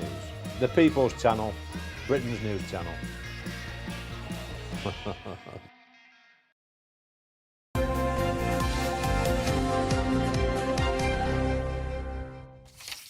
Welcome back. We're going through the sports news with Paul Coit, who's here with us. Can I ask you a quick question? Yes. So I collected Blue Peter annuals. I still Oh, all did my you? old Yeah. Blue Peter annuals. I used to get Blue Peter Got annuals all the loads. over Christmas. Yeah, still got. I used to get them at Christmas as well. And I bought a Blue Peter badge by my sister for my 50th birthday. Ah. Is that wrong? Is it wrong? No. Is it okay? I don't know, Fine. I was actually. told by management here that you have to earn them. I do think not you buy need to them. earn them. Well, you sort of do technically, Management's but right you'll on that still one. be able to get into Alton Towers for free with that. Well, that's it. Because if I wore it, then if... Do you think so? No, not anymore. Maybe not now. I think it only applies to Madam to children. Swords. Okay. Madam to Swords, yeah. Look, they'll go, yeah, and? Yeah. Grimsby Town 2, Manchester United 2. That's not the end of it. No. 12-11 on penalties. Manchester United are out of the Carabao Cup to a League Two side. Grimsby, who we're saying well done Grimsby because everybody's having a go at Manchester United. I mean, this and will they be in were their rubbish. This will be in their history books forever. Absolutely. I mean, this is one of the great cup upsets. I mean, it's a huge match. And this is why it was on Sky and it was on ITV at the same time. I think everybody sensed that something could be up here. And Ruben Amorim, the manager, during the penalties, he was just sat in the dugout and he didn't move and he kind of sensed it wasn't working. It's a disaster. Manchester United are not in a good place. They're going to play Burnley at the weekend. Who knows how that's going to go and how long the manager's going to last. 8-0. Do you think so? Burnley. 8-0 Burnley. Could be. Could you imagine? He'd probably be fired halfway through the second half. I'd fire him now. Would you fire him now? Really? Yeah. It's gone. You're all heart, aren't you? It's gone from bad to worse since he took over. It has, but the thing is, it's always got a... Ruud van Nistelrooy. Yeah. He was all right. See, every other manager before looks on and just goes, well, he's worse than I was. And each one, it's got progressively worse. Ellie's more impressive by Ruud van Nistelrooy. Yeah. How did you know that? I know about Ruud. He comes out with things sometimes. I don't know where he knows it from. He's more rude than Van Nistelrooy, I always find. Oh, thank you very much. It's my pleasure. And the other game, talking about things going badly, I mean, and Rangers got thrashed as well. 6-0 to Club Brugge. Disaster for them as well. Yeah. So the Champions League draw is this evening. Now, Ellie, I know your eyes glaze over when I start talking about... It's not true. I'm on the edge of my seat. When last time... I can't remember the last draw I spoke about, and I could see you were going, oh, here we go. So there's 36 teams in the draw. Right. There's 4 pots, and we've got 6 English teams in there, which is the most there's ever been, and they will draw one from each pot, and then you will end up with a whole load of 36 teams, all in one league, and 8 games. 4 at home, 4 away... and it'll all be drawn today, and then we'll find out who's playing. Excellent. I lost you at 6 English teams. OK. Anyway. All right, fine. How many is that in each pot? I have no idea. I don't know. 9. 9, it must be. Yeah. Is that right? Yeah. 4 nines? 36. 36. Very good. Should we talk about Keegan Bradley? Keegan Bradley is the Ryder Cup captain for the USA. Mm-hmm. Now, Keegan Bradley is a fine golfer.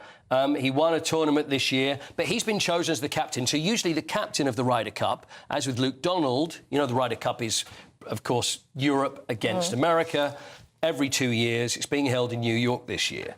So Keegan Bradley has been chosen as the captain, but the captain never plays because the captain has got a walkie-talkie, he's got to pick who plays, he's always around the course all the time. But there was talk that Keegan Bradley, because he's been so good, could actually pick himself to play. It's like a manager of a football team saying, I'm going to be a player manager. You can't be everything all the time. Even Donald Trump had said he wanted Keegan Bradley to play. And when the president says you should play, what do? Not play. Correct. This is what Keegan Bradley had to say.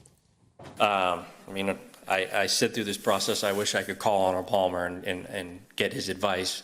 The simple fact is the Ryder Cup is a completely different animal than it was in the 60s. So even that would be difficult. But, you know, they can make comments on what I can and cannot do. No one would have known. I was confident that if I did need to play, I had incredible vice captains that I could lean on. I had an incredible team that I could lean on. But, you know, I said through this process over and over and over, I was going to do what I thought was best for the team. It seemed so much more interesting when I saw it first time. Oh, yeah. The set was nice. Set was nice. Set was He's nice. not playing. And it was Rory McIlroy that said you shouldn't really do it, and he's not listening to anybody else. He's not listening. You can't hold a golf club and a walkie-talkie at the same time. Exactly. That's exactly it. And he's made the right decision for America, but hopefully we'll beat them at the end of next month. Good. Yes, we'll thrash them. Paul, Thanks, thank you very much Foyty. indeed. Do stay with us. Still to come, Freddie Gray and Penny Smith are here going through the papers. That's in the next few minutes. But first, if you're in search of some holiday sun, here's the forecast for some of the top European destinations. Can't wait to get in that sea. Lovely and warm. Just like the feeling of having great travel insurance. All Clear Travel Insurance sponsors GB News Travel Destinations Forecast. Whilst across many areas around the Mediterranean, it's looking largely fine as we go through tomorrow. There is some heavy thundery rain affecting some central parts. That all developed over parts of northern Spain and southern France and has then made its way east-northeastwards to affect parts of northern Italy through today and tomorrow into the Western Balkans by the end of the week. Otherwise, a lot of fine weather to be had away from those thundery downpours affecting some places. See you later. All Clear Travel Insurance sponsors GB News Travel Destinations Forecast. In the GB Newsroom, we bring you the news as it happens. With our team of dedicated journalists across the UK, we're ready to keep you up to date with what's happening every half an hour, every single day. Bulletins here on GB News, the People's Channel, Britain's news channel. Good afternoon, Britain. Weekdays from midday. This is going to be a concern for some people, but the government points to data, very, very clear data, that shows the risk of accident shoots well up over the age of 70. Good afternoon. Yes, I've had a look at that data today as well, and you're right. It shows that while accidents involving young people, serious accidents, have gone down in recent years, those involving older people have actually gone up a little bit. And I think the problem at the moment is we don't really know why that is and what's behind that. But if you look at what is published, the statistics and the views of the police, it doesn't actually suggest that problems with people's eyes are the main contributor. So it may or may not be a good idea to have a mandatory eye test for motorists. Actually, we'd probably say not just for older people, but for everybody. But it's not clear that that would really impact very significantly on the number of accidents. I think the reason 70 may have been chosen is because that's the age at which you have to renew your driving licence. But is that the right age? Should that be 75? As you say, in a way, you know, ageing is changing over time, and a lot of people are very fit and well at 70 and at 75. So I think it does run the risk of looking ageist to just be suggesting that it's people over 70 who should have an eye test, because, of course, we can develop eye problems at any time in our lives. I suppose there is the argument, though, you're more likely to the older you get. And the point at which this kicks in is always going to be debated. For me, I think one of the bigger issues is access and availability. If this is going to be a massive waiting list for people that actually stops them accessing their own vehicles, this is going to be a big present problem. GB News, the People's Channel.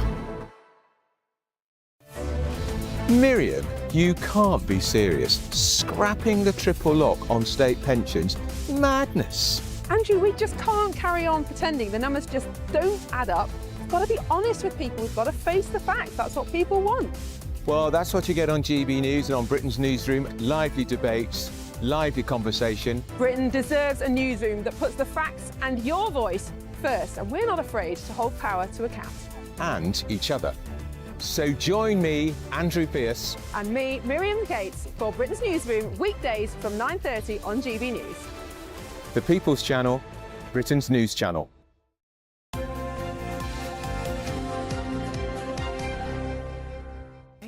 Welcome back. We're going through the papers in the company of the journalist and broadcaster Penny Smith and deputy editor of The Spectator, Freddie Gray. Morning, you two. Good morning.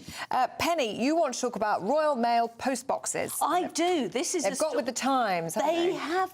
I love this story because Royal Mail have been missing a trick with the fact that so many of us are sending parcels. If, like me, you flog a few things on Vinted, you have to go and trot all over the shop to go and put your parcels anywhere, whereas actually there's post boxes everywhere. And this is the post box of the future. It is, so not only is it actually a solar one, but there's this bit where it drops down and you can post a parcel.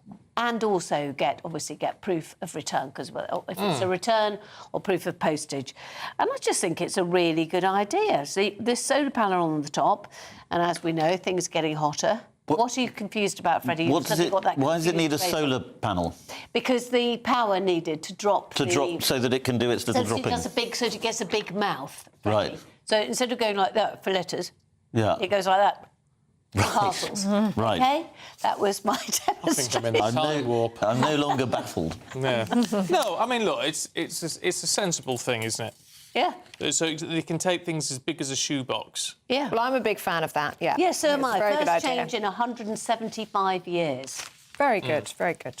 Should we have a little bit of fun, Freddie, with Jeremy Corbyn's party name? Because it hasn't got one. I love the story. We're still waiting on this name, aren't we? I love this story because it's this party that sort of exists but doesn't exist. And it's like a tree in a forest or something like that.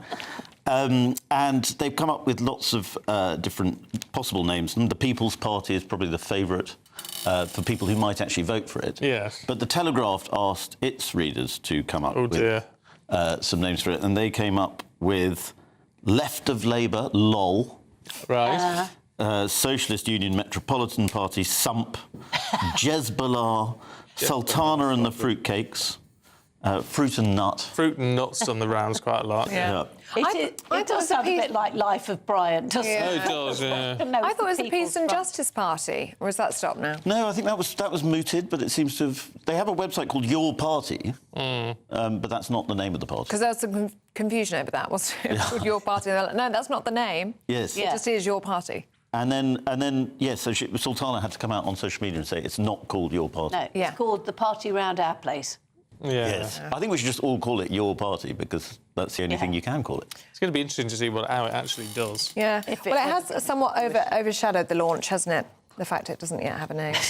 It doesn't. And it doesn't seem to really exist in any meaningful way. Not yet. But Not yet. It's actually polled quite well in some polls, despite not really it has, existing. sort of 10% or something, hasn't it? So it's bizarre.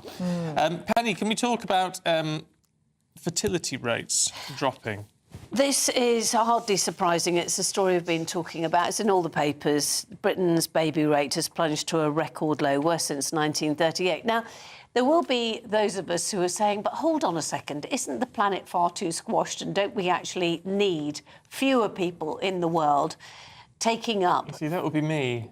Yes, and it would be a lot of people who are saying we could actually do with a shrinkage. The problem is, if you're an economist or if you're running a country, then what you need is a bigger base to support the people who can no longer work, i.e. the pensioners who find it perhaps more difficult to work.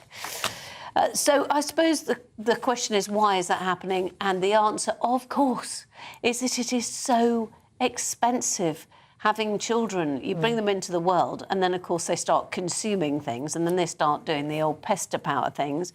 And if you want to go back to work, you've got to get childcare. The amount of people, particularly women, who find it actually economically unviable to go back to work because paying somebody else to look after their children is so much more sensible.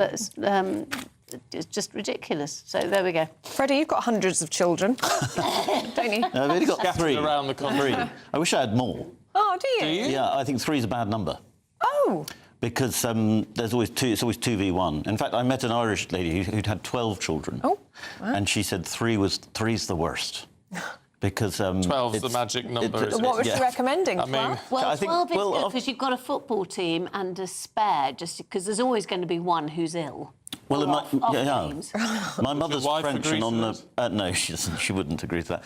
But my French family all have 5 children minimum. Oh, wow. And it's true that they start looking after each other. The eldest starts becoming a sort of maternal figure and then they're kind of self-sustaining. It's all. Oh right. It's a good way to live. Oh, it's all about the parents opting out of parental duties, isn't Exactly. it? OK, I understand about that. My sister very quickly, when she had children, taught them as soon as they possibly could to make cups of tea and toast, because, as she said, no point in having them if they're not going to do something on the breakfast front. Well, I was complaining to one of my French cousins about how expensive children are, and she said, "We'll just stop spending money on them." It's quite a good response. It's a thought. Each other. It's a thought. It's a thought. Yeah. Freddie, I know you've been desperate to talk about demon hunters. Well, yeah, speaking of children, because demon hunters... does everyone know what demon hunters is? No, but do tell. Cartoon film. It's a Netflix cartoon that you were talking about Blue Peter, you know, whether that should continue. What it would kill for figures like this. It's been watched more than 236 million times on Netflix, roughly 3,000 times a minute in the last 10 weeks. It's K-pop, it's described as Korean, because South Korea, which is this new powerhouse, isn't it? Because I know, Stephen, you're a big fan of the old K-pop. K-pop's very good, yeah. It is. I know. Nothing wrong with it. They seem to be... And look at all Gangnam Style and all that. That's all Korean. Yeah, that's harping back, isn't it? Yeah. And I'm going to make myself unpopular with younger viewers by saying it is awful. But it doesn't matter, because look at that other one, Lilo and Stitch or whatever, which all the critics gave really poor ratings to, which is just off the scale. Yes. Well, and also the music's particularly terrible. So it's all about this sort of girl band, and in the car because of my daughter, we have to play the K-pop, and it makes your brain melt. Yeah, but children have always been terrible critics, haven't they? They've got no taste. No taste. Yeah. And they're expensive. And they're expensive. I mean, why bother? Exactly. I don't know. Go and get some harvest mice, is what I say. Yeah, well, go on then, Penny. Tell us about these harvest mice. I love this story. This is about two 13-year-old girls. They're best friends, Eva Wishart and Emily Smith, and they're in Devon. And they were very upset that harvest mice are threatened in England because of pesticides and combine harvesting and everything else. So they decided to take matters into their own hands, and they grew whole loads of harvest mice. That sounds like they grew them on a flannel, but you know what I mean. They got some mice, and there were a few little accidents along the way, like when a cat got in. But anyway, they've gone and released them into the wild, and harvest mice are so cute. They are tiddlers. They're the little ones that sit on the stalks. They are, because they've got this tail that can wrap around, and they are so sweet. And I'm thinking of doing it myself because they're native here. You don't have to have any licence or anything else, and I think we should just populate the whole country with harvest mice. That would make me happy. I'm going to start going and growing them immediately. I'll let you know this afternoon. I'll plant them in the garden along with the brambles. Right, you two. Thank you. We'll see you later. Here's the weather with Alex Burkle.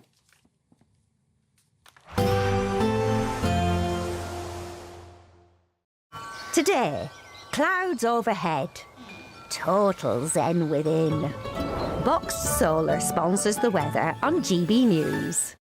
Good morning. This is your GB News weather update from the Met Office. Now, it is going to be a showery day for many of us today, and those showers becoming increasingly widespread as we go through into this afternoon. Starting off, though, actually across many central and eastern parts, it's largely dry for a little while with some decent sunshine, but as I mentioned, those showers becoming increasingly widespread, starting off mainly in the west, but feeding further eastwards through the day, and some of them are going to be quite heavy, packing a fair bit of a punch. They could be thundery and blustery at times too, and those blustery winds will add to the slightly fresher feel to things than we've seen through some recent days. Nonetheless, temperatures still just about getting into the low 20s towards the east, so feeling warm away from the showers in any sunny spells. As we go through the evening, a showery picture across much of Scotland towards western parts of Scotland, perhaps the showers merging into some longer spells of rain for a time, and also across Northern Ireland there could be a spell of something a little bit more persistent rain-wise pushing through. Otherwise, there across England and Wales, well, yes, there's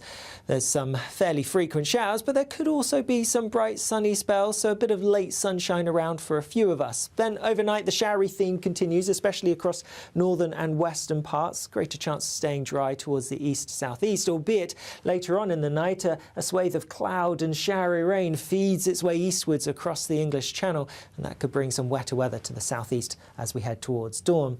Temperatures are going to take a bit of a drop, similar to recent nights where you're sheltered from the breeze and have some clear skies. Could just about drop into single figures in rural spots. And then tomorrow, yes, a bit of cloud, some showery rain across the southeast early on. Otherwise, some fairly frequent showers across western parts. And similar to today, those showers are going to become more widespread, more frequent as we go through the afternoon. And some could still be quite heavy. There could still be some rumbles of thunder.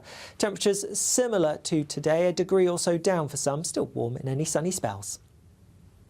Today, clouds overhead, total zen within. Box Solar sponsors the weather on GB News.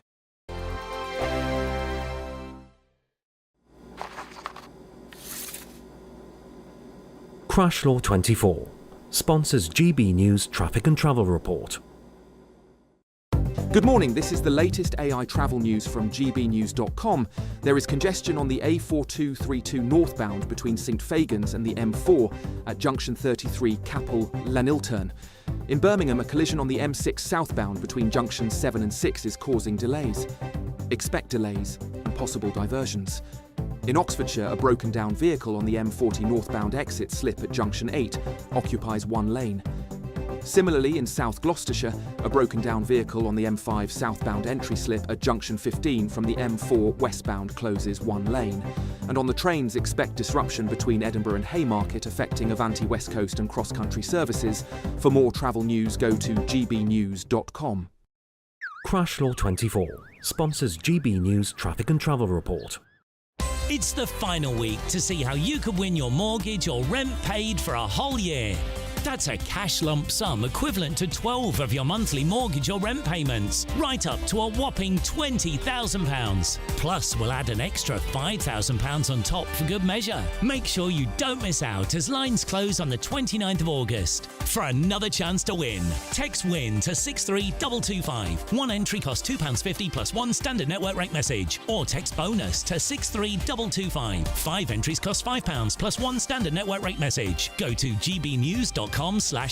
Entry start at £2.50. Call 0903 686 3232. Calls cost £2.50 plus your network access charge. Or post your name and number to GB15 PO Box 8690 Derby DE1 9TT. UK only. Entrance must be 18 or over. Lines close at 4 p.m. on the 29th of August. Please check the closing time if listening or watching on demand. Good luck. At GB News, we love to hear from you, our loyal community. So drop us a line at gbnews.com/yoursay. There you can talk to each other and also to the presenters live on air. gbnews.com/yoursay, because GB News is your channel, Britain's news channel. Join me, Nana Akweer, for an informative, interactive news programme with a difference. It's fun. No, he didn't say that, Dave. I'm so surprised. I think there's an element of truth to that. Join me from 3 p.m. every weekend, only on GB News, Britain's news channel. In the GB Newsroom, we bring you the news as it happens. With our team of dedicated journalists across the UK, we're ready to keep you up to date with what's happening every half an hour, every single day. Bulletins here on GB News, the People's Channel, Britain's news channel.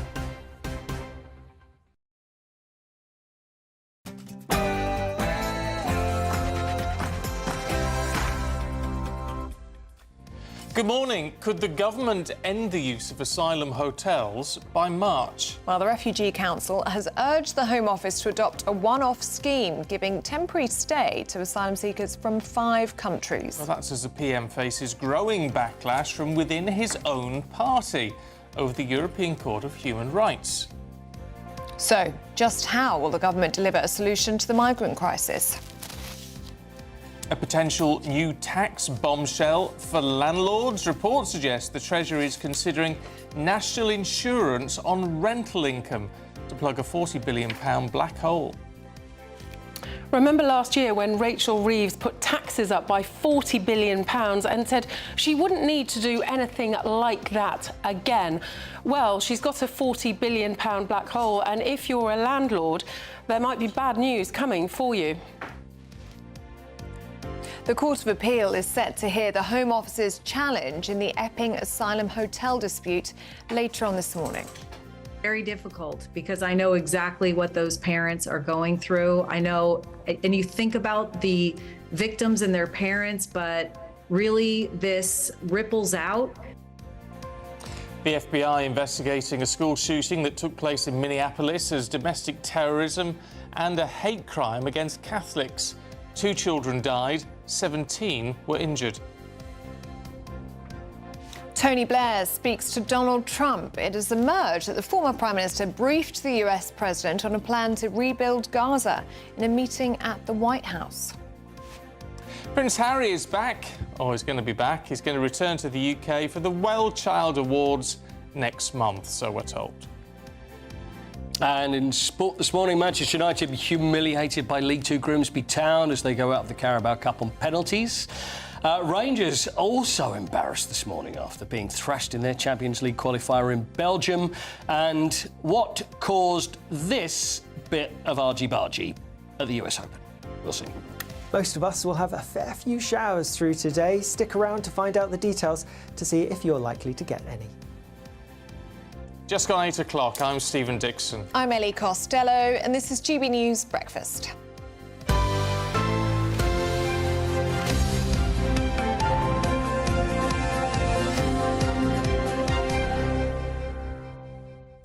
Right, we're going to crack straight off because there's lots of politics today, and we're going to talk to the leader of the Liberal Democrats, Sir Ed Davey, who joins us now. And it's very nice to welcome you once again to GB News, Sir Ed. Can we start with the fact that you've been making the news this morning? Because when it comes to the state banquet for Donald Trump next month, you posted on X last night that you were boycotting that banquet, even though it was an honour to be invited by the King. Why? Well, I've been wrestling with this over the summer with my wife, and indeed praying, because it's a very difficult decision. I've huge respect for His Majesty and have had the honour of going to other state banquets.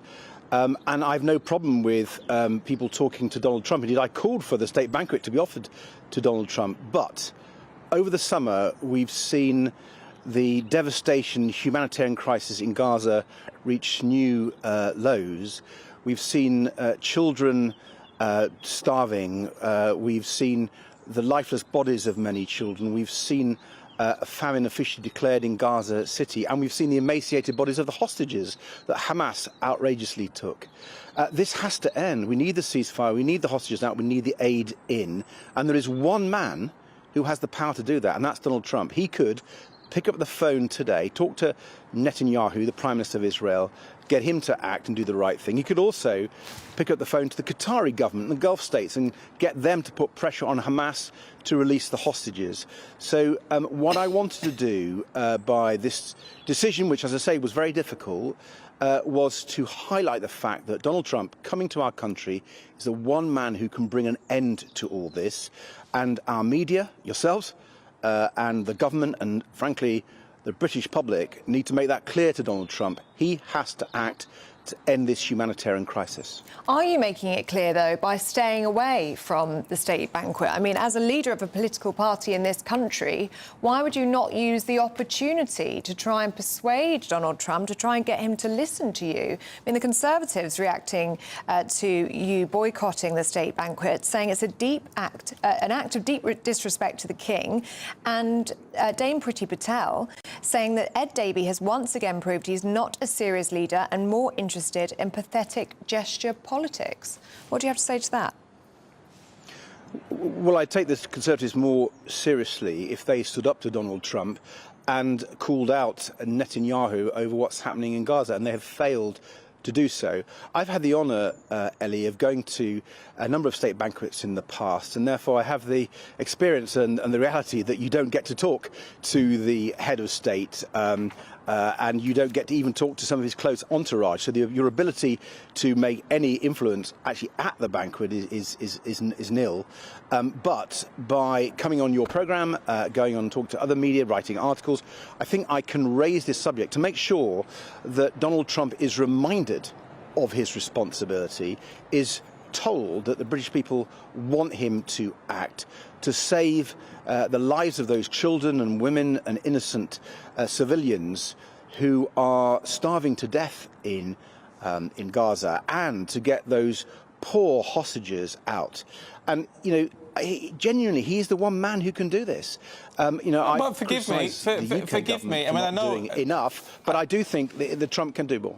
I mean, look, maybe he could. Maybe he could do more, but it's a bit simplistic, isn't it? When we know how embedded this problem is, we know how determined Netanyahu and his sort of coalition government is at the moment. The idea that Donald Trump could pick up the phone and just sort this out isn't actually realistic, is it? It's totally realistic. Anyone who's looked at the situation in the Middle East over many years know it's the US president who has huge power, even more so at the moment, actually. The Netanyahu government is facing a backlash amongst many Israelis who think its strategy threatens the lives of the hostages. So I think there's a real chance for the President of the United States to do the right thing. I'm afraid when I've listened to Donald Trump talking about this and talks about Gaza as a great real estate opportunity, it looks like the reverse. He sometimes says, he regrets the killings. He does nothing about it. I've always been pro-American. I see the US as our strongest ally. I believe in talking to people, including Donald Trump. But my chance as the leader of the Liberal Democrats at this moment is to send this message by not going to the banquet. So people like you are debating this, and we can debate it as a country, and we can put pressure on our Prime Minister to make it clear to President Trump on his state visit that this really needs to happen. We're looking at the situation getting even worse. Netanyahu is ordering his army, actually against the advice of his military experts, we're led to believe, into Gaza City, where there are 1 million Palestinians. They're going to be forcefully displaced. The crisis there is going to get worse. We have to act. There is a UN General Assembly going to discuss this later this month. I don't think we can wait. And when Donald Trump is in our country, I think it's incumbent on all of us to make it crystal clear to him that we expect him to act as the one person who could really influence both Netanyahu and the Qatari Gulf states, and through them, Hamas. So that awful terrorist organisation has to release its hostages and has to surrender.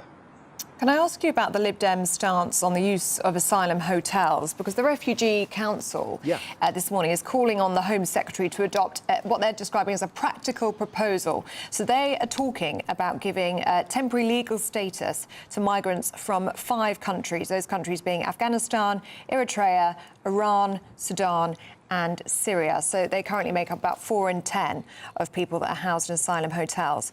By their calculations, they think by doing this, the Home Office could end the use of asylum hotels by March of next year. What do you think of that as a plan? Is that something you'd be supportive of? Yeah, I think it's a very good idea. Liberal Democrats have long argued that people waiting months and months for asylum applications, having to be housed in hotels at great expense to the taxpayer, should actually be asked to work. And therefore they, rather than costing us, can actually contribute to our economy and to the exchequer. It seems a sensible approach. Liberal Democrats have long argued that these asylum hotels are a sign of the mistakes of the Conservatives, the failure of the Conservatives over immigration. They, first of all, failed to process asylum applications quickly enough. Indeed, they deliberately created this backlog, which led to the hotels in the first place. The hotels are the Conservatives' fault. And then if we're going to now solve that and prevent that mistake going on and costing us all a fortune, I think things like not just processing the applications more quickly, but getting people to actually work and contribute seems a sensible way forward. It's not the only thing we need to do. We do need a lot of international cooperation. We've got to stop the small boats in the first place. But in terms of dealing with the asylum hotels, this is definitely one way we should look at. Well, look, we're out of time, so I'm going to get told off. But just very briefly, the problem with that is surely that it's sort of saying it's open arms, isn't it? If you're from Afghanistan, Eritrea, Iran, Sudan, Syria, just come. You're going to be allowed to stay. No, because it's temporary, and if they fail their asylum application, they'll be deported, as they should be. The truth is, the small boats is a sign of policy failure. The Conservatives are to blame. Actually, Nigel Farage is to blame. You know, before we left the EU, before Brexit, we had a returns agreement with every European country, which meant we could, through the Dublin Convention, automatically return people on small boats. And now that was broken. We don't have that legal power anymore, and the French and others have made it very difficult for us to return these people in small boats. It's got far, far worse. We didn't have this problem before Brexit. So I think Nigel Farage, who's been very vocal, hasn't he, over the summer, should start with an apology, and the Conservatives should apologise. They caused this problem. They have wasted billions of pounds, and all these people are protesting. They should be protesting at Nigel Farage and the Conservatives who caused this chaos. OK, so Ed Davey, it's good to talk to you. Thank you. Thank you. Thank you very much.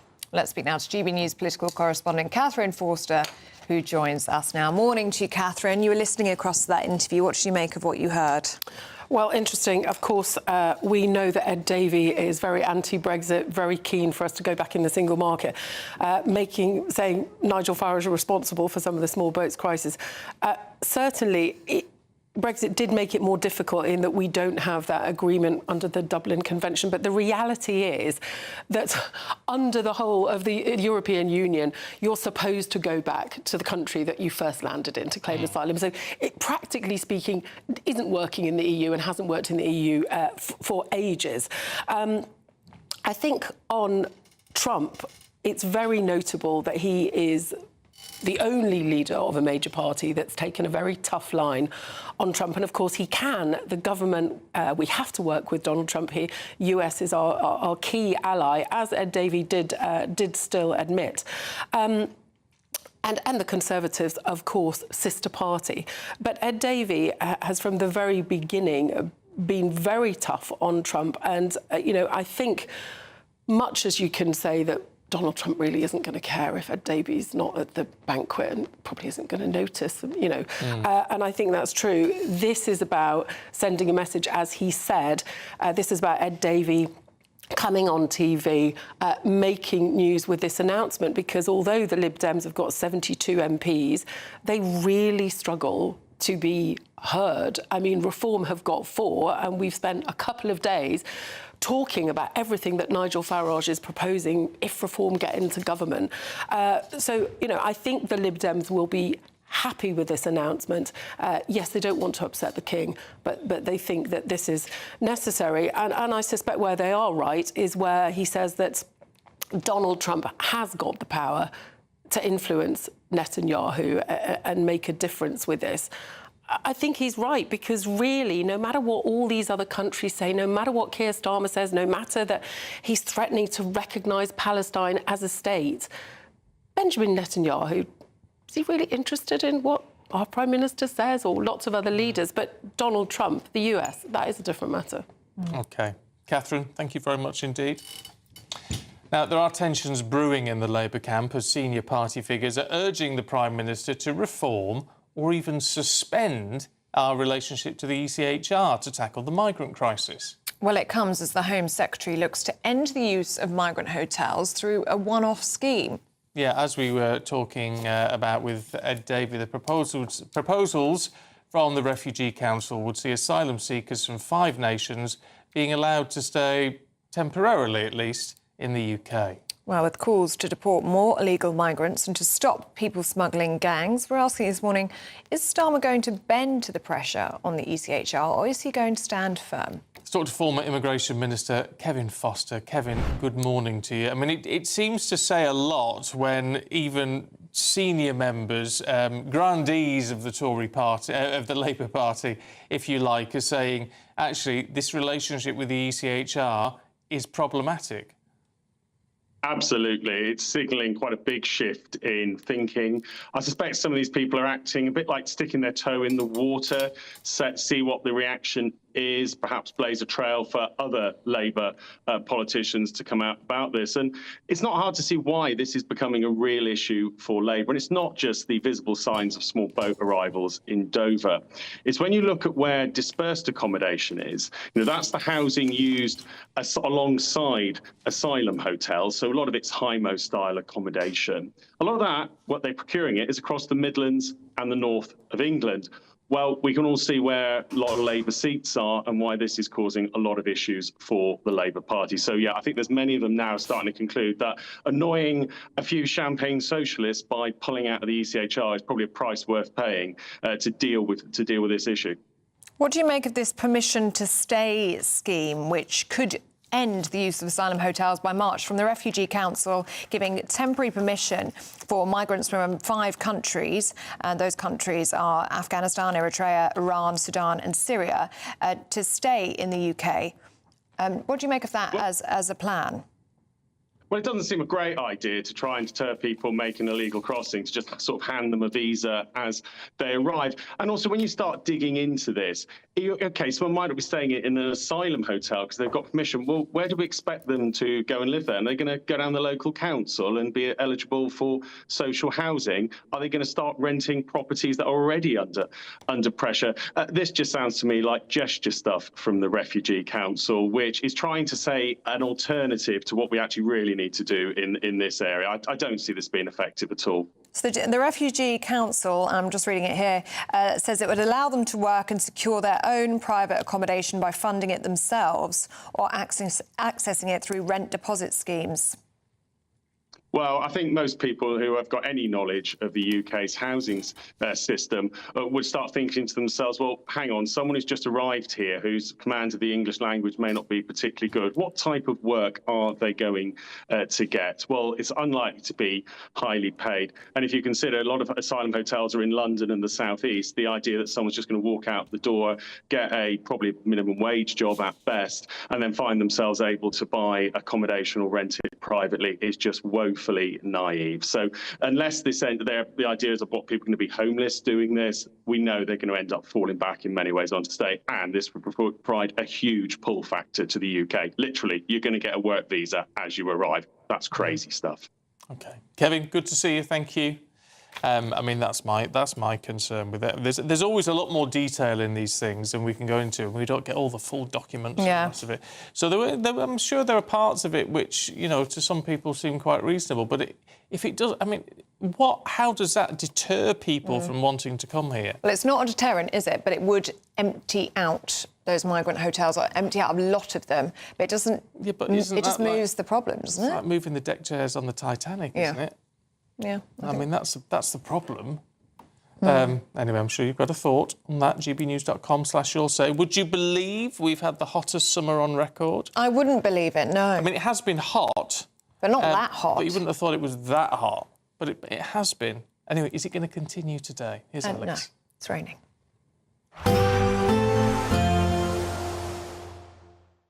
Expect warm spells with the odd rude interruption. Boxed Boilers sponsors the weather on GB News. Good morning. This is your GB News weather update from the Met Office. Now, it is going to be a showery day for many of us today, and those showers becoming increasingly widespread as we go through into this afternoon. Starting off, though, actually across many central and eastern parts, it's largely dry for a little while with some decent sunshine, but as I mentioned, those showers becoming increasingly widespread, starting off mainly in the west, but feeding further eastwards through the day, and some of them are going to be quite heavy, packing a fair bit of a punch. They could be thundery and blustery at times too, and those blustery winds will add to the slightly fresher feel to things than we've seen through some recent days. Nonetheless, temperatures still just about getting into the low 20s towards the east, so feeling warm away from the showers in any sunny spells. As we go through the evening, a showery picture across much of Scotland towards western parts of Scotland, perhaps the showers merging into some longer spells of rain for a time, and also across Northern Ireland there could be a spell of something a little bit more persistent rain-wise pushing through. Otherwise, there across England and Wales, well, yes, there's some fairly frequent showers, but there could also be some bright sunny spells, so a bit of late sunshine around for a few of us. Then overnight the showery theme continues, especially across northern and western parts. Greater chance of staying dry dry towards the east-southeast, albeit later on in the night a swathe of cloud and showery rain feeds its way eastwards across the English Channel, and that could bring some wetter weather to the southeast as we head towards dawn. Temperatures are going to take a bit of a drop, similar to recent nights where you're sheltered from the breeze and have some clear skies. Could just about drop into single figures in rural spots. And then tomorrow, yes, a bit of cloud, some showery rain across the southeast early on. Otherwise, some fairly frequent showers across western parts, and similar to today, those showers are going to become more widespread, more frequent as we go through the afternoon, and some could still be quite heavy. There could still be some rumbles of thunder. Temperatures similar to today, a degree or so down for some, still warm in any sunny spells. Expect warm spells with the odd rude interruption. Boxed Boilers sponsors the weather on GB News. Now do stay with us. Still to come, Prince Harry is back.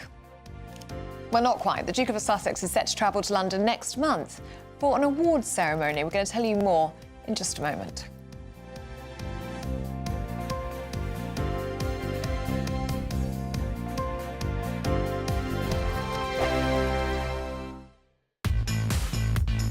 Five hosts, 5 opinions, 5 fearless debates, 5 unfiltered takes on the day's news. 5 reasons not to be anywhere else on Saturday night.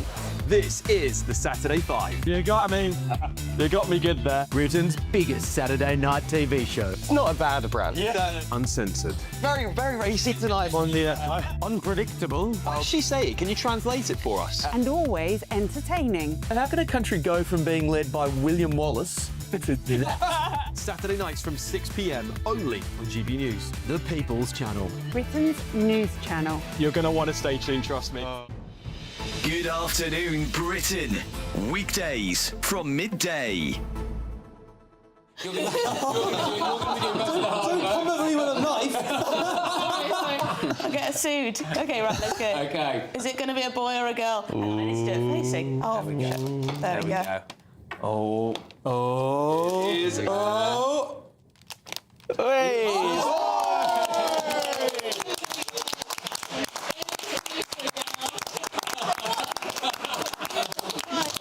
Not another young Patrick. Emily and Patrick.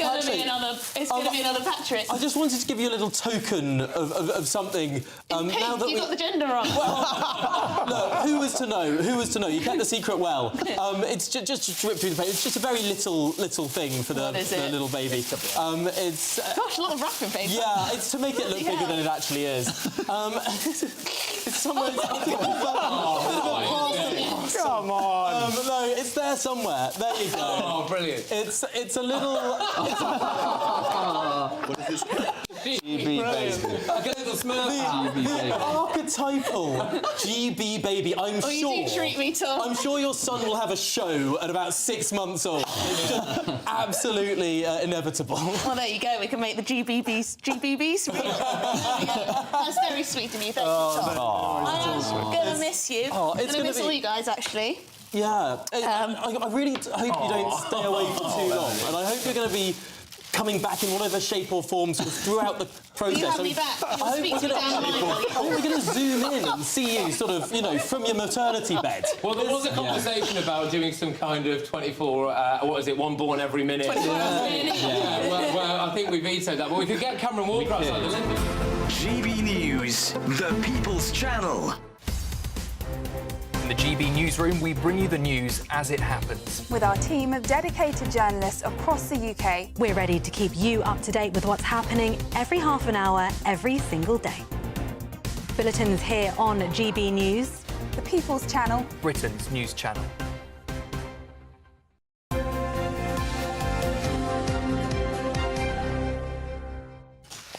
Fancy having your mortgage or rent paid for a whole year? Well, please. You're down to the last week if you want to enter this competition. You'd also get an extra £5,000 in your back pocket. And if you don't have any of those payments to make, fear not, you could still win £15,000 in tax-free cash. Here's how. Lines close tomorrow on your chance to win your mortgage or rent paid for a whole year.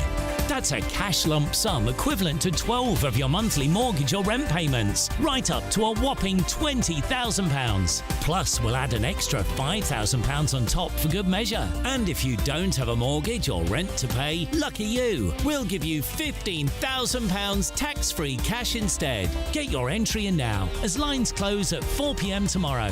For another chance to win, text WIN to 63225. One entry costs £2.50 plus one standard network rate message. Or text BONUS to 63225. 5 entries cost £5 plus one standard network rate message. Go to gbnews.com/win. Entry start at £2.50. Call 0903 686 3232. Calls cost £2.50 plus your network access charge. Or post your name and number to GB15 PO Box 8690 Derby DE1 9TT. UK only. Entrance must be 18 or over. Lines close at 4 p.m. on the 29th of August. Please check the closing time if listening or watching on demand. Good luck. Yes, good luck. Now, Prince Harry will return to London on the anniversary of his grandmother's death to attend the Well Child Awards. Well, the charity aims to celebrate the inspirational achievements of seriously ill children and those who care for them. Well, let's speak now to GB News royal correspondent Cameron Walker, who joins us now. And Cameron, this isn't too much of a surprise considering we know how important this cause is to Prince Harry. Yeah, Prince Harry has been patron of Well Child for 17 years, and the charity's now in its 20th year. And every year since he's left as a working member of the royal family, Prince Harry has come back to London. So that isn't necessarily a surprise. I think some people may question why he's coming back if he has such an issue over the security arrangements that he has when he's in the United Kingdom. So his security was downgraded when he left as a working member of the royal family. He's been fighting that in the courts. He's lost that. He's considering whether or not to take it up to a higher court in order to try and get his security reinstated when he's in the UK. But that's not happened. So therefore, the chances of Meghan, Duchess of Sussex, or his children coming across with him to London, very slim indeed, because Prince Harry says he's kind of happy to put himself in a little bit of danger, but not his wife and his children. But I also perhaps think it's quite convenient for Meghan not to come to give that an excuse, because, of course, her opinion ratings are not great, and there is always the concern, as we saw a couple of years ago when she came back for the Queen's Platinum Jubilee, that some people did boo them when they went up to the St Paul's Cathedral steps. However, Prince Harry, of course, is going to be focusing on his charity work. It's the 8th of September, these awards, which is the anniversary of Queen Elizabeth II's death, so I suspect, it's not been confirmed, but I suspect he may make a trip to Windsor Castle to pay respects at the grave of his grandmother at St George's Chapel for a private visit. I'd be highly surprised if he didn't do that. Would we... I mean, if he did see his father, with all the speculation, will he see his father, Yeah. will he see his brother, would we ever actually know?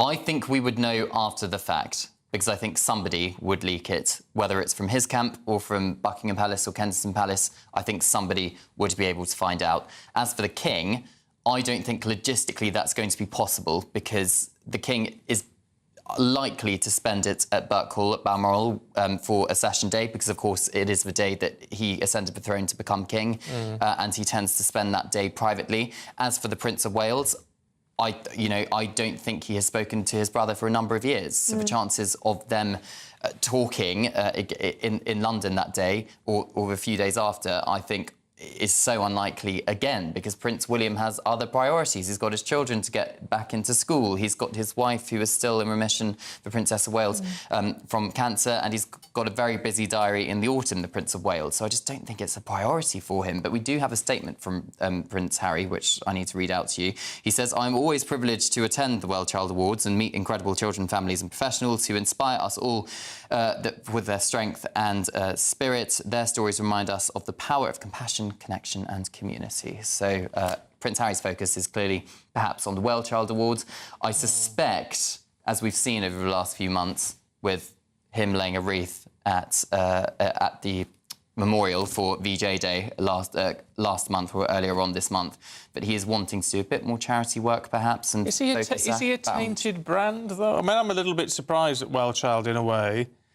Holding on to him. I mean, no disrespect, but he is a tainted brand. Well, he just lost Centre Barley, didn't he? Or he stepped back from Yeah. Centre Barley. So Well Child is probably one of the last big charities he has, other than the Invictus Games. Look, for Well Child and for Netflix or whatever organisation associated with Harry and Meghan, You love them or hate the couple, they still make headlines. We're still talking about it. So even if it is a slightly tainted brand, I don't think most people would be talking about World Child Awards if it wasn't for Prince Harry being patron for the last 17 years. So in that sense, from a PR perspective, from a publicity perspective, it does shine a spotlight on the charity.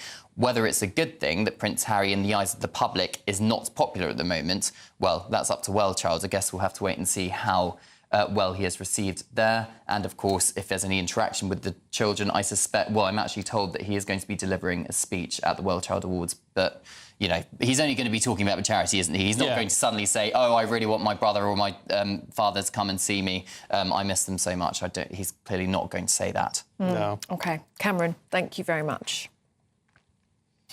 Right, now it's 8:30, just gone. If you are preparing to head to work this morning and you need to know what the traffic and travel's like, here's your update.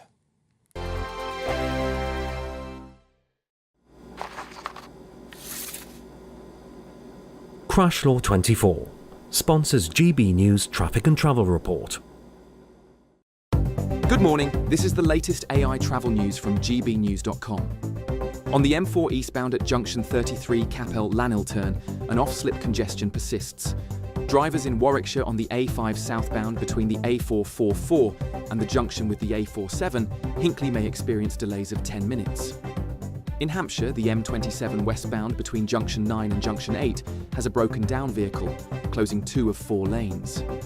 Such obstructions have caused significant slowdowns for commuters in the area, and on the trains, Avanti West Coast and cross-country services are facing disruptions between Edinburgh and Haymarket. Please stay vigilant and plan alternative routes if possible. For more travel news, go to gbnews.com. Crash Law 24 sponsors GB News Traffic and Travel Report.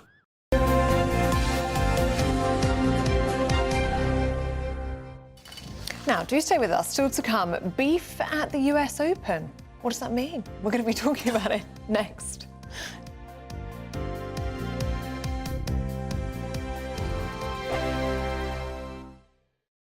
Westminster's full of talk, but out here, it's the real world. Am I allowed to talk then? No, that's it. This is where it matters. Real people and real lives. That's what politics is all about. The fact is Trump made a good start. No. Straight answers, no spin, and just a couple of pints. How many fingers have I got up? About 10. So join me for Lee Anderson's Real World every Friday at 7 p.m. only on GB News. The People's Channel, Britain's news channel.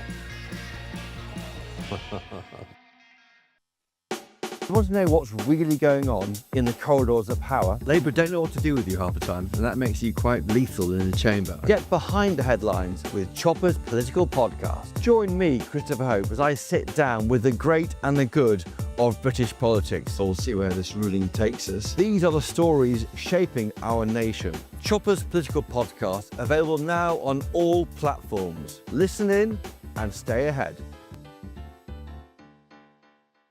Hi, I'm Michelle Dewberry, and my show is your opportunity to cut through all the noise and dive in headfirst to some robust debates. Ideas clash. Situation, isn't it? No, Because the failure is... You're deliberately avoiding my point. Nothing's held back. And if you think this is the end of it, wait for more. And we do not shy away from the difficult stuff. Sometimes I want to shake people and say, if only you understood. So join me on Jubes & Co. weeknights at 6 p.m, only on GB News, Britain's news channel. It's Patrick Christie's Tonight, and here we do things differently. It's explaining the absolute madness of this, doesn't it? It's explosive. I mean, this is very good. It's lively. 850. Your government sat there, Sean, and it did nothing. It's controversial. And the Middle East has been in turmoil since before I was born. It's everything you need to kickstart your evening. Everyone's had their Weetabix tonight. I love to see it. That's Patrick Christie's Tonight, weeknights from 9 p.m. Only on GB News, the People's Channel, Britain's news channel. At GB News, we love to hear from you, our loyal community. So drop us a line at gbnews.com/yoursay. There you can talk to each other and also to the presenters live on air. gbnews.com/yoursay, because GB News is your channel, Britain's news channel. Join me, Nana Akweer, for an informative, interactive news programme with a difference. It's fun. No, he didn't say that, Dave. I'm so surprised. honest? I think there's an element of truth to that. Join me from 3 p.m. every weekend, only on GB News, Britain's news channel.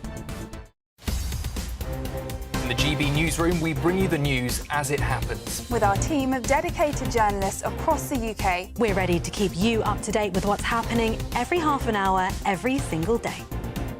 Bulletins here on GB News, the People's Channel, Britain's news channel.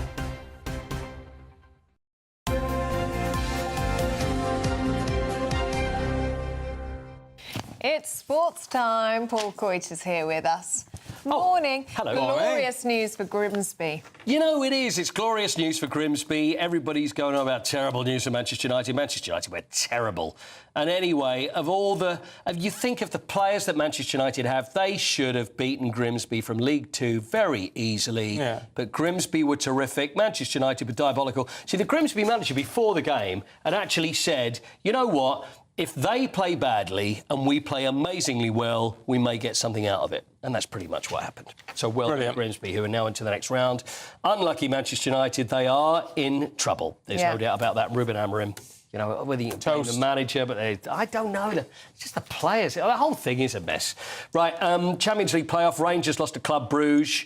3-1 at home, and then they lost 6-0, 9-1 aggregate. Oh. No Rangers fan will thank me for mentioning it, but there you go. They got Celtic at the weekend, but a horrendous result for them.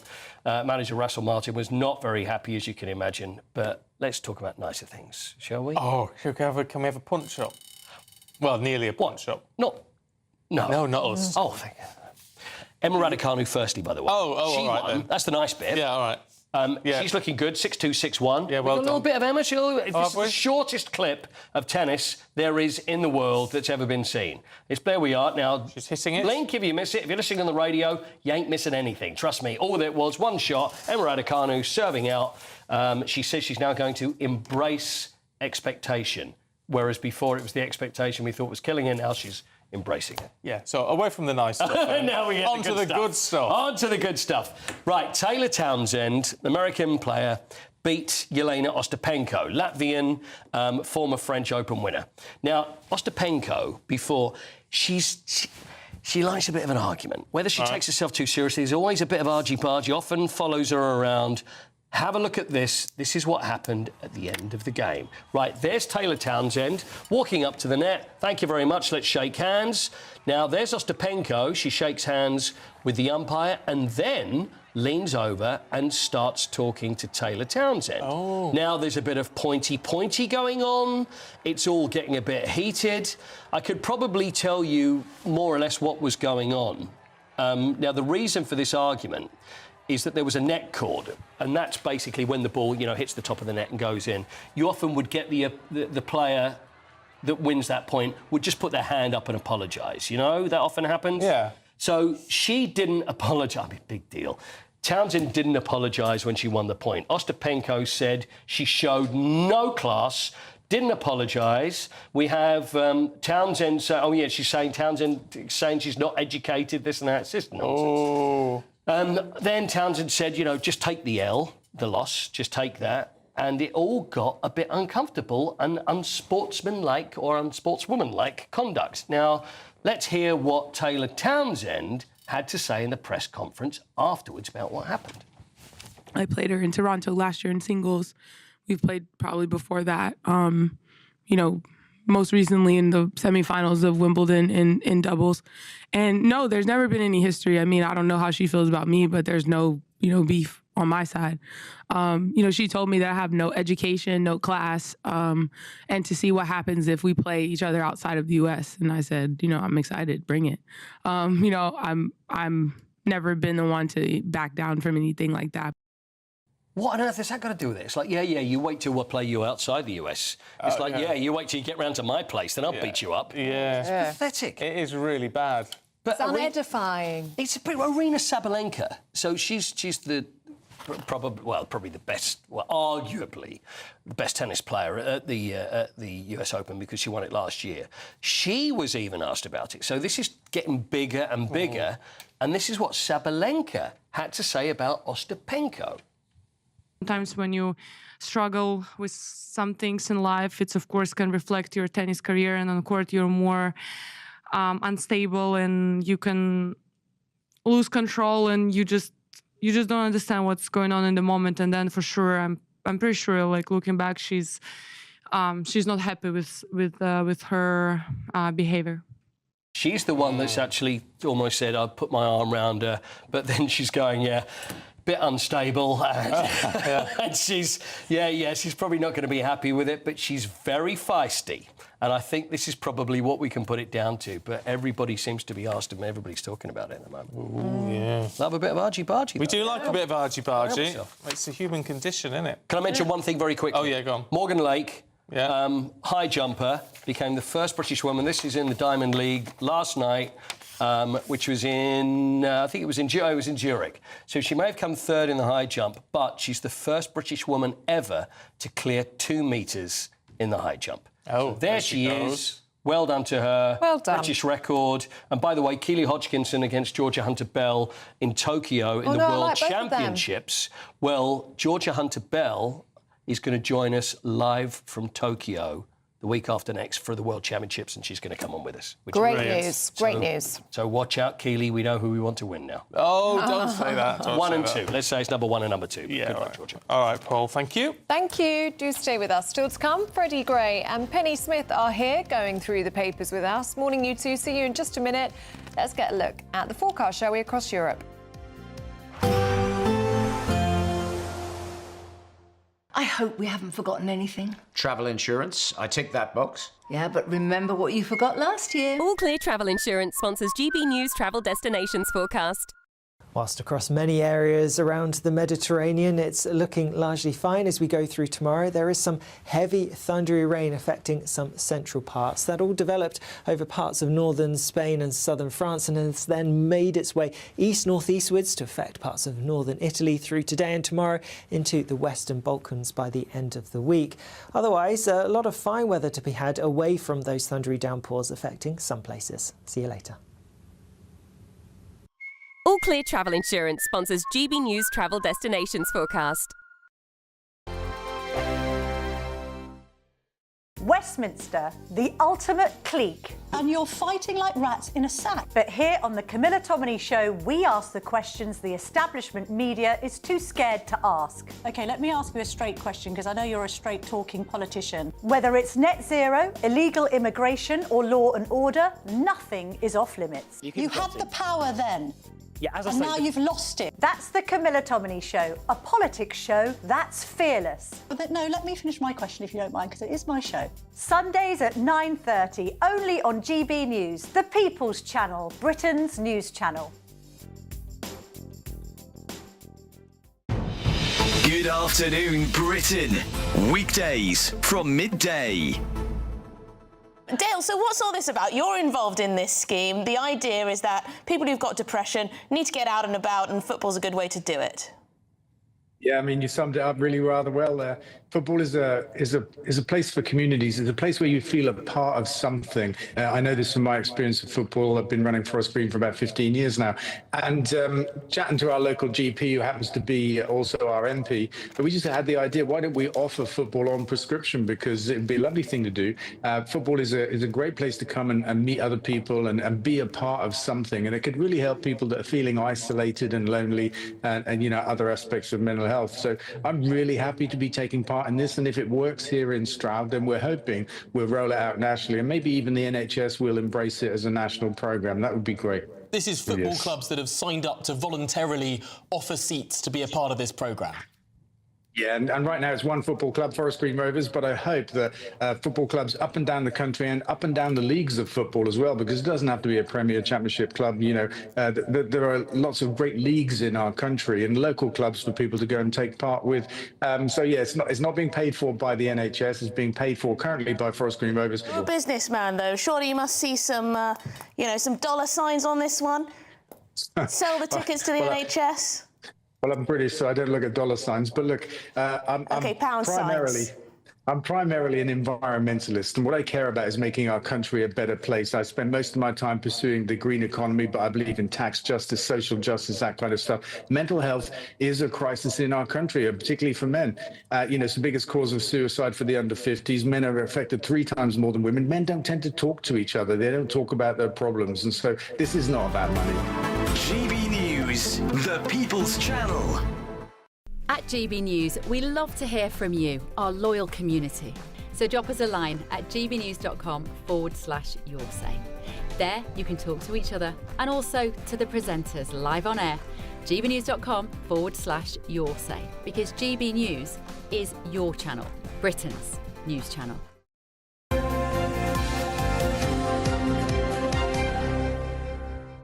Time for the papers at 8:45 with Penny Smith and Freddie Gray. Good morning once again, you two. Penny, can we have a look at the Express and Freddie Flintoff? Yeah, this is ahead of the Field of Dreams Ultimate Test. I don't know if you've watched this.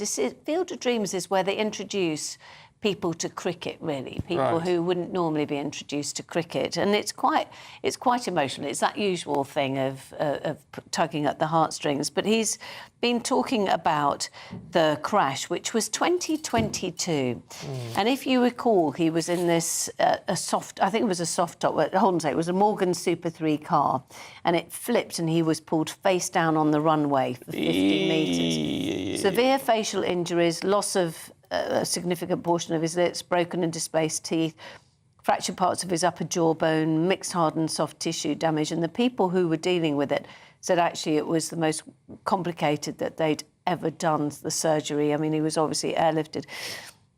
And he said he didn't know if he had it in him to carry on after that crash. And he said, I've suffered with depression, things like depression in the past, but this was different. I just didn't know if I had it in me, and that took a while. And I was just the thing, and he was saying, you in the end, you just have to accept. Accept what you are, who you are, and it took him a long time to be like that. And I do remember when it happened, when they were talking about the emergency and everything else, and I wasn't prepared. I don't think I was quite prepared for when he first came back and started talking about it, for the way that his face had been changed so much. But he is now, because he's now presenting, so he is now... He's now back presenting and doing, and it is...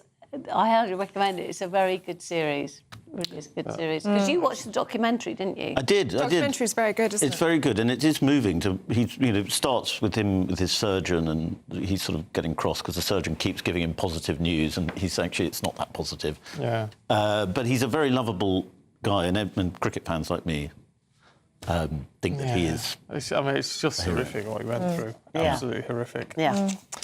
Freddie, let's have a look at the Star, shall we? And half of all Brits fear that a bot will pinch their job. Yeah, I'm surprised it's as little as half. Yeah. It's actually, among the young, it's even higher. It's 2/3, 25 to 34-year-olds. 2/3 of them think that a bot will take jobs. And I think bots probably will take most of our jobs. You guys are probably all right as presenters. It'll take a while for a bot presenter to be... But I was reading that if you want to make sure that you'd be a roofer, and I was just thinking, surely bots can do all the...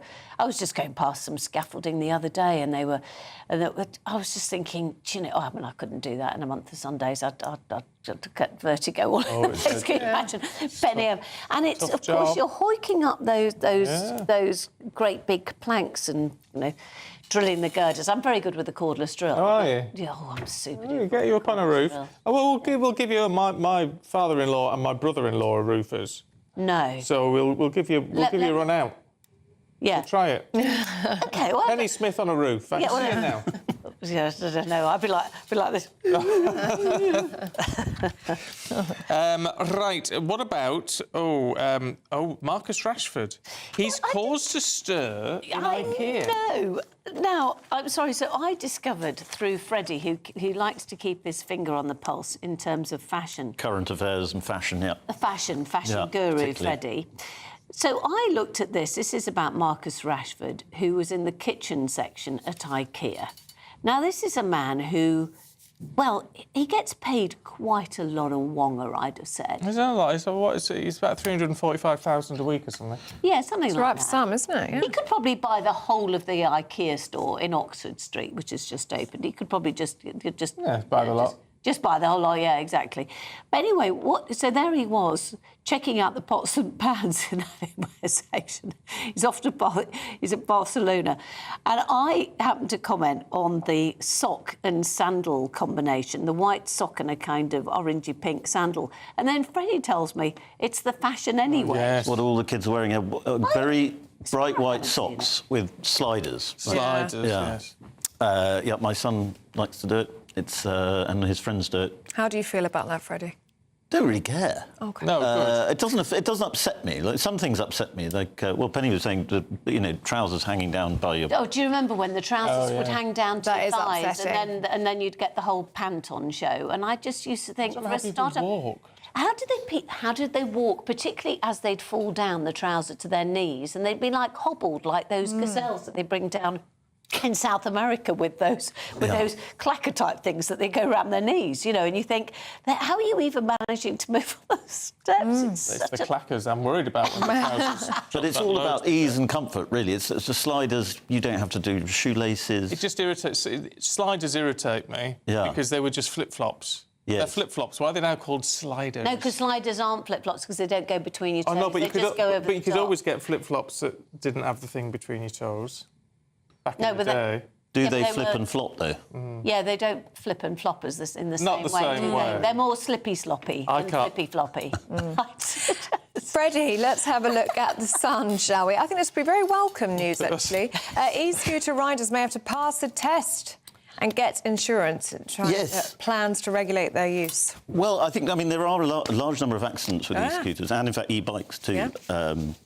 But there are now plans to put forward a kind of licensing system for it, which is probably a good idea because they are pretty dangerous. Yeah, you can't rent them like you can with if you don't have a driving licence like me. I can rent an e-bike, but I can't rent an e-scooter. Really? Yeah, which is odd. Oh. Right. Do you actually have to put your driving licence details in there? Yeah, you have to have a driving licence to rent. Then why is it all these kids, you see, driving about on scooters? Well, because they're privately owned. They're not always. I see them. No, and I wonder if they can't nick them. You know when you hear a line bike going past, and you can always tell the one who hasn't actually paid for it by the clicking noise. Oh, really? They have to. Yeah, really? There's a click. Must be really irritating anyway, but obviously they're getting it for free, just like the people who barge through anything else. No, they call the kids, which I'm so familiar with, as we've already established, they call it a free bike. And it just means that there's one that they've broken and they can just use. Oh, right. Yeah. That's a disgrace, isn't it? It drives me mad. Yeah. This may be because have I got a long thumb? Apparently having a long thumb is a good thing. Actually, mine aren't that long, are they? Well, they're saying that if your thumb is particularly long, you might be especially clever. So this is boffins at the universities of Reading and Durham found a link between brain size and thumb size across 95 primate species, including humans. But I thought that big brains, I thought that we'd got actually developed smaller brains because the Neanderthals had a bigger... Oh. You've got the same size thumb. I think you've got quite small thumbs, Stephen. I'm not going to lie to you. Yeah. I'm a bit worried about how big your hands are. Are your hands big? Let's have a look at them. Well, they're not small. Hold on a second. I'd say they're the same size as mine, and I'm quite substantially shorter than you. Oh, You've got lovely hands. If a little on the small side. No, I'm not like Trump-esque. Why, does Trump have big hands? No, he's got tiny hands. Renowned for having a tiny hand. Yeah, anyway, there we go. But as I said, I thought that the whole point was big. I thought the whole point was that our brains had got smaller and that therefore a big brain wasn't necessarily the best. Well, I don't want anyone making assumptions about me. That's all I'm saying. All right, you two, get out. Thank you very much indeed. Thank you very much, you two. Here's the weather.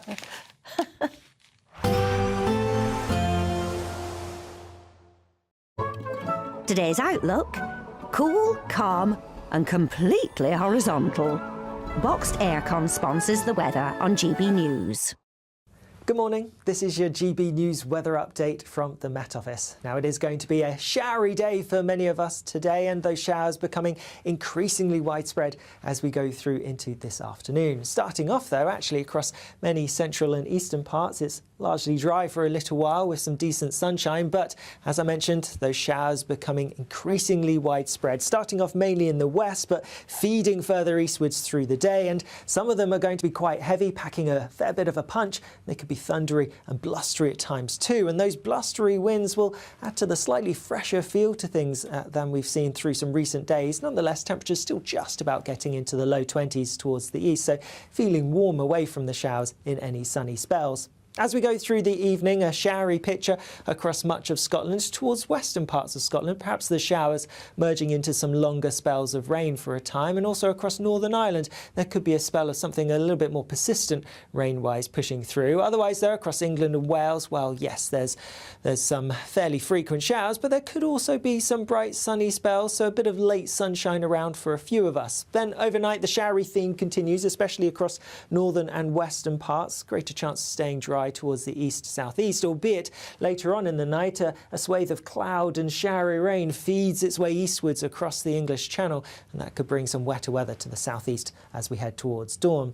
Temperatures are going to take a bit of a drop, similar to recent nights where you're sheltered from the breeze and have some clear skies. Could just about drop into single figures in rural spots. And then tomorrow, yes, a bit of cloud, some showery rain across the southeast early on. Otherwise, some fairly frequent showers across western parts, and similar to today, those showers are going to become more widespread, more frequent as we go through the afternoon, and some could still be quite heavy. There could still be some rumbles of thunder.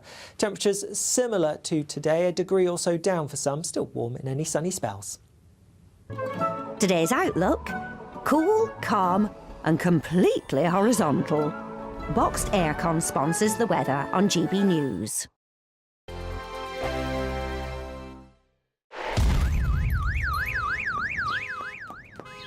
Crash Law 24 sponsors GB News Traffic and Travel Report.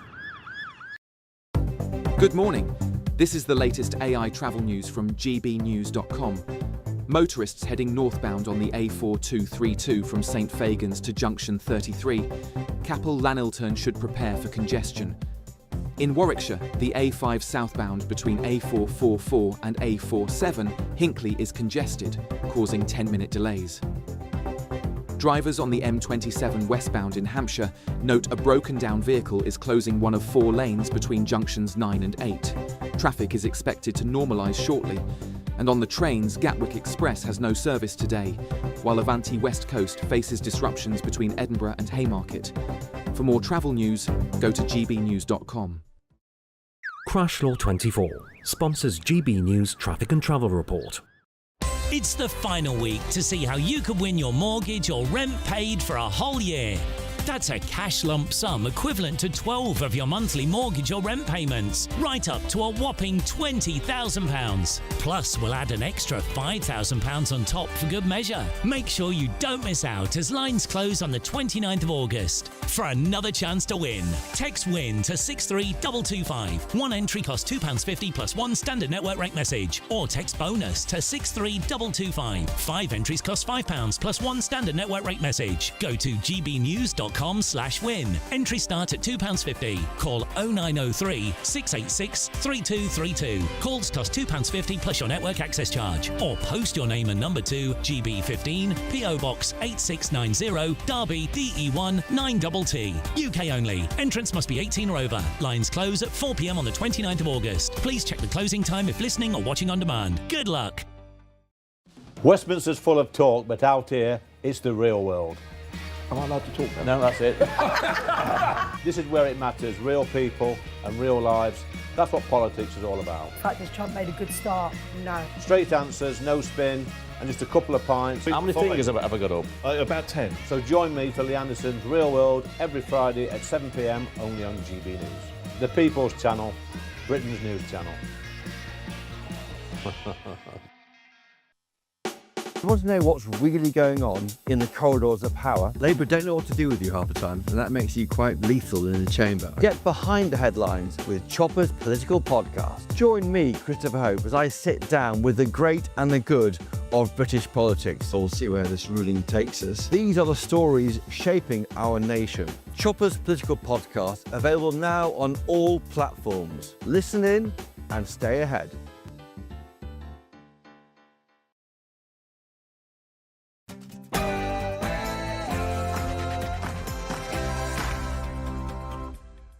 Good morning. Could the government end the use of asylum hotels by March? Well, a refugee council has urged the Home Office to adopt a one-off scheme giving temporary stay to asylum seekers from 5 countries. Well, that's as the PM faces growing backlash from his own party over the European Court of Human Rights.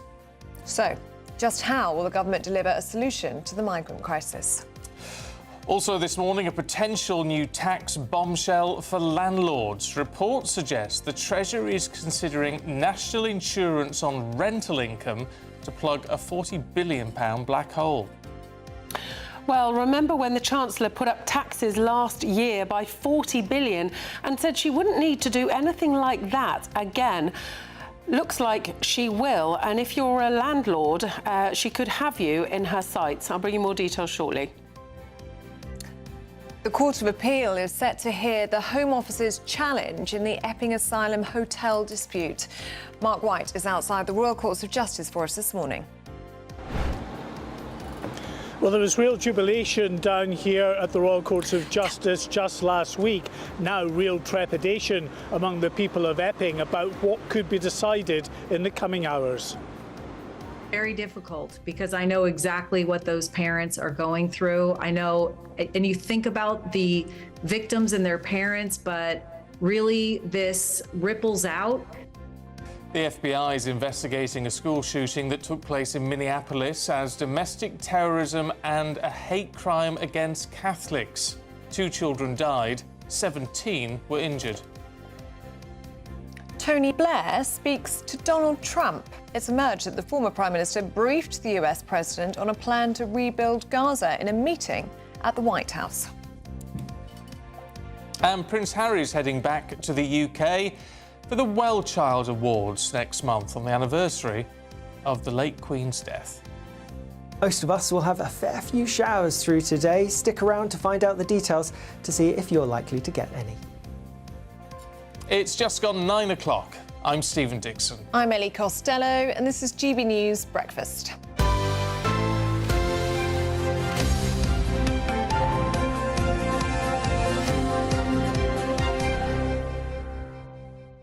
Just been slightly thrown in the break, actually, because you said that at some point in the not-too-distant future you're going to head to Nashville. I did say that. And I'd love to go to Nashville. You probably enjoy it more than me. It's a really bad thing to say. Is it? Oh. Yes, I'm taking my husband. Very Still good. getting used to saying. To Nashville, because he really likes country music. Oh, yeah, I love I country don't, so music. I'm taking one for the team and I'm going, but I don't really like it. Oh, but no, you I do. love country music, yeah. I'd love to go out there and get a proper pair of, like a pair of cowboy boots. Yeah, he's going to do that. All that sort of thing. Oh, yeah, it's brilliant. Yeah, I'm interested in the fashion. I bought my whole wardrobe. I did that this week. So that's going to be fun. You've got a new wardrobe to go with. Yeah, well, I thought I needed to go with the theme. So I went Oh, right, with have you got tassels? and denim shorts and cowgirl boots. You're going to look like Daisy Duke. Well, let's see. I don't know. We're going to have to style it all up. But no, I would love to go. Well, I'll tell you what, you don't go and I'll go out with Mr. Costello. I think you should. I think you two would have a lovely time together. Yeah, it'd be great. And you'd actually enjoy all the bars, because that's apparently what it is. Susan Hall just sent me a big list of what you do there, and it is just bar hopping, listening to Bar hopping, and they've all got bands on and all that. Yeah, Oh, it's all live music. I bet you I'll really enjoy it. You will. It'll be one of those things. Maybe I'll come back as a big country music fan. You'll have a great time. Bit of line dancing, all that. Oh, I don't know about that. We'll see. I like Dolly Parton. Oh, yeah. Yeah. So, OK. Yeah, we'll give it some time. Yeah. I'll report back, let you know what I think. You've got to love Dolly. Yeah, Oh, who doesn't she's love a Dolly? legend. Let's She's be a honest. legend. Anyway, enough from daydreaming about what we might be doing, and let's talk about the tensions brewing in the Labour camp as senior party figures are urging the Prime Minister to reform or even suspend ECHR to tackle the migrant crisis. Well, it comes as the Home Secretary looks to end the use of migrant hotels through a one-off scheme. Yeah, now this is a proposal that's been put forward by the Refugee Council, and it says asylum seekers from 5 nations, including Syria and Afghanistan, should be taken out of the hotels and temporarily, given visas basically, allowed to stay in the UK. Well, with calls to deport more illegal migrants and to stop people smuggling gangs, will Sir Keir Starmer bend the pressure on the ECHR, or will he stand firm? Let's talk to our political correspondent, Catherine Forster. I mean, I know this is only a suggestion from the Refugee Council, but it frankly seems astonishing in the way, in terms of everyone's talking about deterrence to try and stop illegal migration, and here you've got a respected organisation saying, well, let's take 40-odd% of the people in these hotels and allow them to stay. I mean, that's not a deterrent to anybody, is it?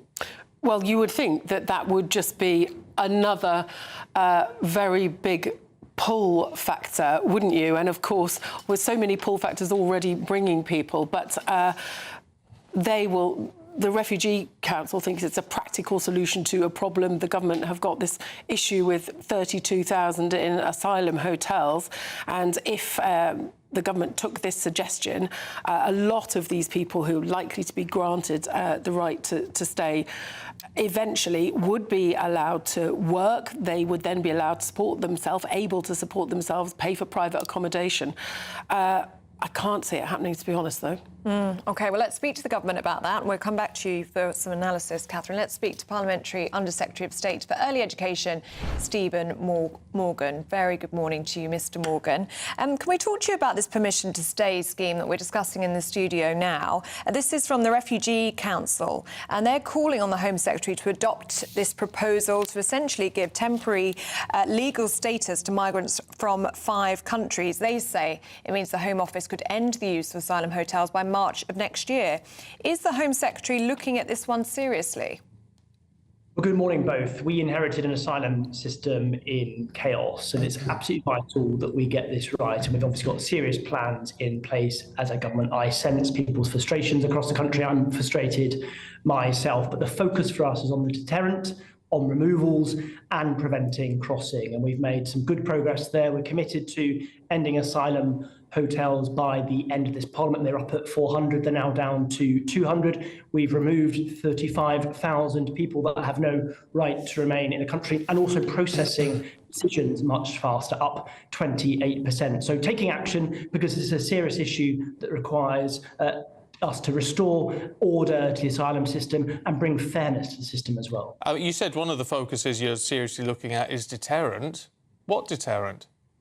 Well, the deterrent that we announced recently with our partnership with France, the one in, one out pilot that we are doing, I think will make a real difference. Really keen to learn from that pilot, but at early days, obviously, but also working with other nations around the source of origin of those coming to the country. So a range of actions.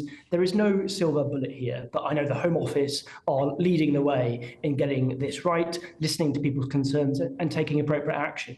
So in that sense, can I take you back to my original question, because I just didn't get a clear answer on that one. Is the Home Secretary looking at this plan that's been put forward by the Refugee Council, this permission to stay scheme? Is she going to be looking at this seriously? Is she looking at this as an option? I've not seen the detail of the plan. It's not obviously come to me as an early education minister. I no doubt expect that the Home Secretary looks at all ideas, because there is no silver bullet here, but we've got a real clear plan around focusing on the deterrent, on removals and preventing crossings, and that's our priority as government. In terms of early education, you are apparently putting more money into childcare, are you? Absolutely. We want to break down the barriers to opportunity to make sure that every child in every part of our country gets the best start in life. We're investing £9 billion in good quality early education across the country. Today, announcing the continuation of our holiday activity and food programme, £600 million to make sure that children get access to enriching activities over the school holiday. And also on our childcare offer, from next Monday, there will be 30 hours of funded childcare for parents across the country. So I'm really keen to make sure parents are accessing this support from government. They should check the Childcare Choices website to see if they're eligible. Yeah, it's not as black and white as it seems, though, is it? I've been talking this morning to a nursery manager who says, while positive for parents, this places unsustainable financial pressure on private nursery providers. The funding rates provided are insufficient to cover the actual cost of delivering high-quality early years care. I always say to parents that you're sold a Dreamliner while we're given a life raft. Well, thank you for talking to that provider. I'm talking to providers on early education around the country all the time. My sister works in the sector as well, so she certainly bends my ear on these issues. We've reset that relationship with the sector to make sure we deliver on our promise to parents. We've put £9 billion into early education. We put 75 million in terms of an expansion grant. We review the funding rates on a regular basis. And earlier this year, we published a strategy to set out our longer term ambitions for the sector. We want to make sure that parents can access good quality early education wherever they are in the country. And I thank providers for the work that they do. I'm alive of the challenges to the system that we inherited. We inherited a pledge without a plan, but we are getting on delivering this for the British public. Can I ask you about the ECHR? Because we've heard from Lord Blunkett this week, haven't we, saying that we need to suspend the ECHR in order to deport more illegal migrants. Jack Straw has spoken as well overnight, talking about decoupling from the ECHR. Does this signal, it seems to be signalling at least, a big shift in thinking in the Labour Party and this growing, brewing revolt within the Labour Party? Do you think we are going to be considering leaving the ECHR? I mean, I set out earlier our plans around asylum. We want a fair system. We want to make sure we restore order to the system too. I know the Justice Secretary has said that reform is a really important agenda in terms of those issues that you describe, but it's absolutely vital that we stay focused on the task, which is bringing down the number of people coming into the country when they shouldn't be here. As I said earlier, we've increased the number of deportations with people that don't have the right to remain in the UK to 35,000 recently. So action's been taken, more to do. I know we're throwing a lot at you this morning, Minister, and we appreciate your patience with that. But one of the other top stories this morning is, of course, this apparent move that Torsten Bell is apparently very keen to put forward to the Chancellor of charging national insurance on landlords for their rental income to try to, well, pull in about £2 billion. It's hugely problematic when we know how stretched the system is, the housing system is in this country. The idea of classing that as unearned income that a lot of people would take issue with and charging national insurance, it's what's it going to do to landlords? What's it going to do to levels of rent that people are going to be charged? What's it going to do to the sector? There's huge consequences for that if it's brought in, isn't there? I mean, I'm not going to comment on speculation. Obviously, matters around finance, on taxation, on fiscal policy are matters for the Chancellor of the Exchequer. She will set out more details in this budget in the autumn. Our relentless focus is on growing the economy, fixing the foundations of our country and investing in public services. That's why I'm really proud that we are investing in early education to make sure that there's more available childcare across the country, the investment in our HAF programme, as well as I mentioned earlier. So making sure we break down the barrier to opportunity to make sure that every child can succeed and thrive. OK, Stephen Morgan, we're out of time with you this morning, I'm afraid, but thank you very much for joining us on Breakfast. Catherine Foster still here. What do you make of that? I mean, I've certainly that last question he dodged. I have some sympathy. It's not his remit, and if he starts talking about what the Chancellor's going to do, he'd be in a lot of trouble. So, yeah, I've got an element of sympathy there. But there are all these huge issues of which we're still not getting any solid answers. No, and I think a lot of people will find the idea that landlord's income is unearned really quite a stretch. Yeah, I mean, actually, there's a lot of work involved with being a landlord and certainly being a good landlord.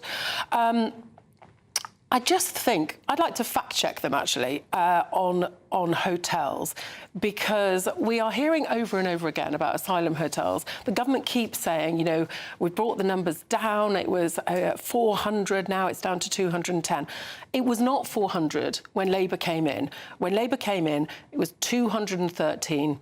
And now it is 210. It was 400 at its peak back in 2023. So that is... I just want to make that clear. Yeah. The cost of housing people in hotels has dropped under Labour, but the number of people in hotels is up 8% in a year. So when they say that they're making good progress, sure, they are processing people more quickly, but are they? Are they? Because the numbers crossing the channel are up 50%. And you said it yourself, what deterrent? Now they say 1 in, 1 out. Is that really going to be a deterrent? It's only a pilot scheme. Well, we shall see. Catherine, thank you. Now, the Home Office is appealing a High Court ruling that has temporarily blocked housing asylum seekers at the Bell Hotel in Epping. It's also seeking an appeal over the court's decision to prevent the government from intervening in the case. Well, this all comes after Number 10 warned the ruling could disrupt asylum housing across the country. Well, let's head down to the Royal Courts of Justice and our Home and Security editor, Mark White. Morning, Mark. Morning. So, I mean, what exactly is being battled out here? Well, listen, it's a complex one. Anytime you get the High Court or the Court of Appeal, it's pretty impenetrable, the way that they sort of roll things up and decide on issues. And true to form, that's exactly what we're going to see played out here, because it's a multi-pronged appeal. First of all, you've got so many hotels acting on behalf of the owners of Bell Hotels. They are the owners of Bell Hotel in Epping, who are appealing the decision to grant the injunction, meaning that the asylum seekers that they have in that hotel in Epping have to leave by the 12th of September. Then add that to the mix, you've got the Home Office, who are first of all appealing the fact that they were not allowed to intervene at the 11th hour last week. You remember all the high drama when suddenly, just as the judge was sitting down to give his ruling, which was to grant that injunction, the Home Office intervened and said they'd like to be heard. They have arguments, because it's so important to the way that the Home Secretary manages asylum-seeking hotels. So they are appealing the decision not to be allowed to have their evidence heard. And then after that, if they are granted that permission to appeal, then they'll appeal to be included with so many hotels in an appeal against the injunction. You see what I mean when I say it's complicated? We may not get a decision today, but watch this space. Certainly the people of Epping are, because clearly they are very, very concerned about what might happen here. There was jubilations just last week, but now real trepidation today. OK, Mark, thank you very much. And Mark will keep us across the day on GB News. Tell us how to win some money, Costello. Well, it's the final week to see how you could live the next year, mortgage or rent-free. An additional £5,000 in your bank account too. But if you're one of those lucky people that doesn't have to make those sorts of payments every single month, you could still enter and end up with £15,000 in tax-free cash. There's something for everyone. Here are all the details you need. Lines close tomorrow on your chance to win your mortgage or rent paid for a whole year. That's a cash lump sum equivalent to 12 of your monthly mortgage or rent payments, right up to a whopping £20,000. Plus, we'll add an extra £5,000 on top for good measure. And if you don't have a mortgage or rent to pay, lucky you, we'll give you £15,000 tax-free cash instead. Get your entry in now, as lines close at 4 p.m. tomorrow. For another chance to win, text WIN to 63225. One entry costs £2.50 plus one standard network rate message. Or text BONUS to 63225. 5 entries cost £5 plus one standard network rate message. Go to gbnews.com/win. Entry start at £2.50. Call 0903 686 3232. Calls cost £2.50 plus your network access charge. Or post your name and number to GB15 PO Box 8690 Derby DE1 9TT. UK only. Entrance must be 18 or over. Lines close at 4 p.m. on the 29th of August. Please check the closing time if listening or watching on demand. Good luck. Now, do stay with us. Still to come, we're talking about my favourite thing. Diamonds. Big ones, in fact. We're talking about Taylor Swift's engagement. Her ring is huge, if you haven't noticed. Some people are saying it's 10 carats. Is it timeless or is it tacky? We're going to be discussing that next.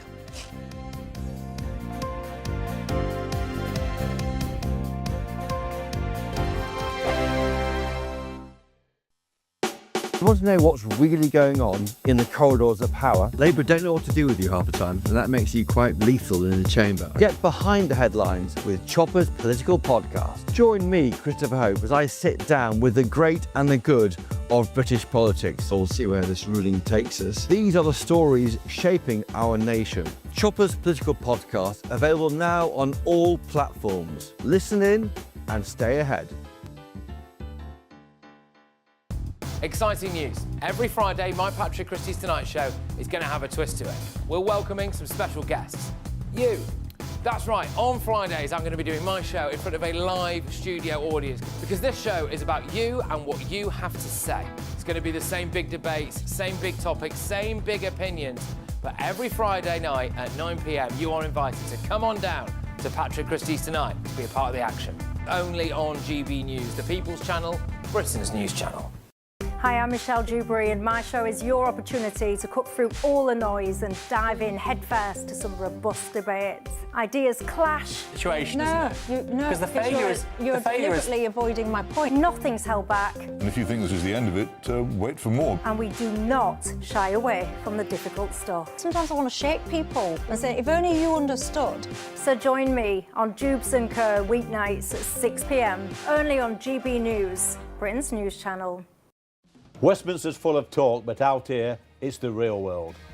Am I allowed to talk now? No, that's it. This is where it matters, real people and real lives. That's what politics is all about. The fact is Trump made a good start, no. Straight answers, no spin, and just a couple of pints. How many fingers have I got up? About 10. So join me for Lee Anderson's Real World every Friday at 7 p.m. only on GB News. The People's Channel, Britain's news channel.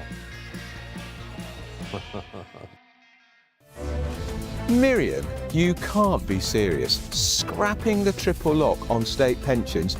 Madness. Andrew, we just can't carry on pretending. The numbers just don't add up. We've got to be honest with people. We've got to face the facts. That's what people want. Well, that's what you get on GB News and on Britain's Newsroom. Lively debates, lively conversation. Britain deserves a newsroom that puts the facts and your voice first, and we're not afraid to hold power to account. And each other. So join me, Andrew Pearce. And me, Miriam Cates, for Britain's Newsroom, weekdays from 9:30 on GB News. The People's Channel, Britain's news channel. Britain was once the envy of the world. But look around. A nation that no longer knows what it is or where it's going. A country that's broken. How do we fix Britain? How do we bring it back? Friday night with Matt Goodwin at 8 p.m. only on GB News.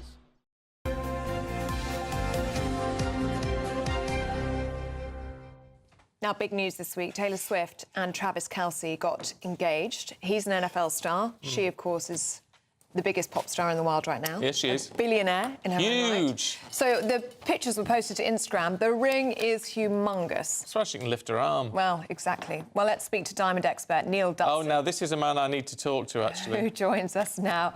Morning to you, Neil. How are you? Yeah, good morning. How are you both? Yeah, we're good, thank you. All right, not wearing enough diamonds, Neil, just saying. Ellie's got them all. Oh, she's got them all on, yeah. So how big is too big? Oh, I don't think there is there, Stephen? I think, it's down to the individual, isn't it? I think taste over tacky. I like the stone, and I think if it is around 10 carats, I think it works very well. It's quite rare you see diamonds of this size on fingers unless they're in the limelight and very wealthy. What do you make of Taylor Swift's ring? What can you say about it from what you can see on the picture on Instagram? So my thought, it's an old mine cut, I would say, which is gorgeous because, that would have been cut in the 1800s.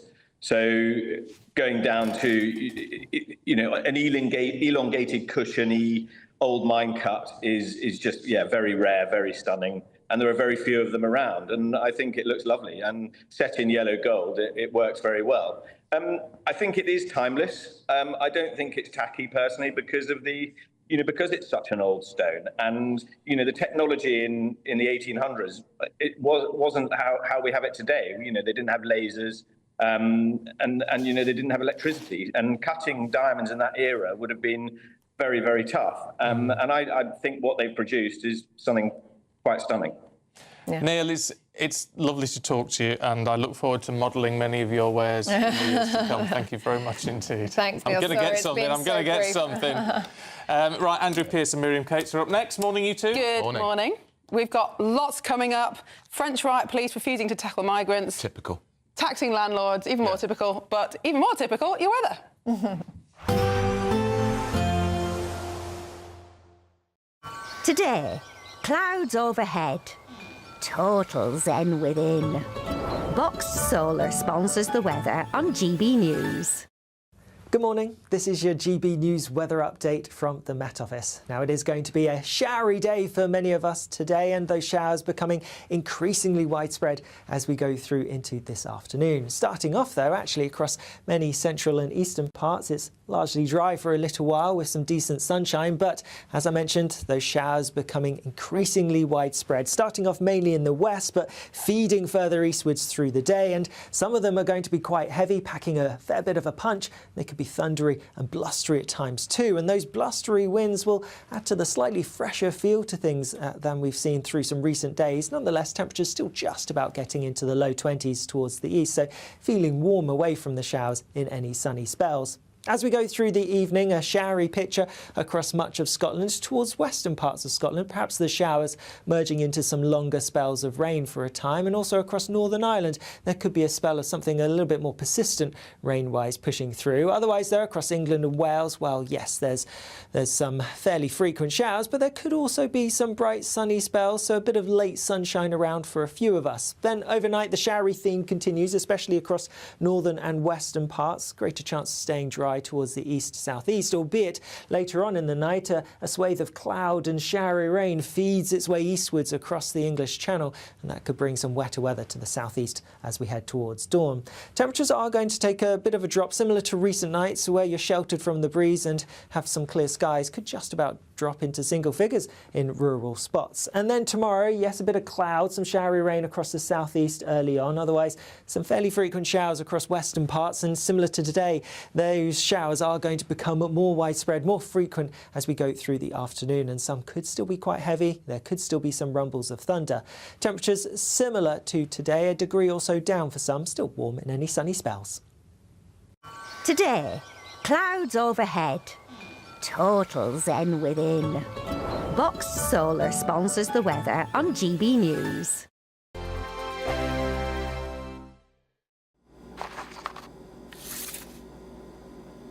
Crash Law 24 sponsors GB News Traffic and Travel Report. Good morning, this is the latest AI travel news from gbnews.com. Currently, the A470 southbound from Taffs Well to the Corriton interchange is experiencing significant congestion due to heavy traffic. Meanwhile, on the M25 anti-clockwise, a collision between junctions 30 and 29 has resulted in the closure of 2 lanes, leading to delays of approximately 20 minutes. Additionally, on the M23 northbound, a vehicle breakdown between junctions 9 and 8 has blocked 1 lane, causing further disruption. In train news, the Gatwick Express services are suspended, and Avanti West Coast trains are facing delays between Edinburgh and Haymarket. For more travel news, go to gbnews.com. Crash Law 24 sponsors GB News Traffic and Travel Report. Good afternoon, Britain. Weekdays from midday. Igniting that debate over controversial monuments in our public spaces. Well, joining us now is historian and broadcaster Rafe Heidelman. Rafe, what do you make of this? Well, the woke Taliban are back again. I thought we had seen the last of them after their insane conduct, after the Black Lives Matter madness. But I'm afraid this is par for the course. You know, Baroness Debonair is a poster child for this nihilistic, this destructive self-loathing that's sweeping the nation right now. And of course, she's symbolic too of the left's long march through the institutions. Here we have again a failed politician and woke ideologue who's now untouchable in the House of Lords and can preach this sort of anti-British ideology free from any consequences. Clive of India has been unfairly attacked and maligned in the past for a very long time. That doesn't mean he was perfect, and I'm not here to defend the excesses of the East India Company. Far from that. But we as a society, why is it that we as a society are no longer mature enough to understand that no person, no hero of ours is as pure as the driven snow? And if we erase people from the past, we are also erasing huge sections of our past too.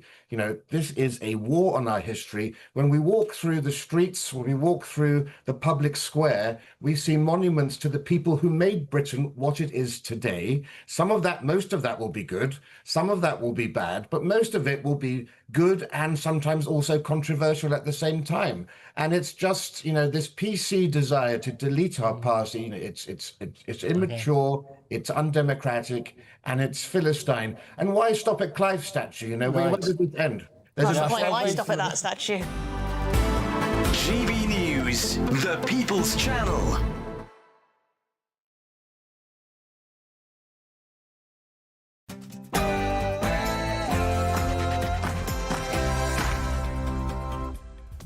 Good morning, it's 9:30 on Thursday, the 28th of August, live across the UK, Britain's newsroom with Andrew Pearce and Miriam Cates.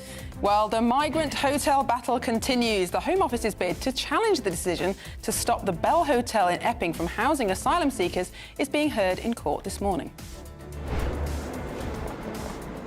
Well, the Home Office was always going to appeal this. It's far too important, given that there are 32,000 asylum seekers in hotels across the country. They could know later today whether that appeal has been successful.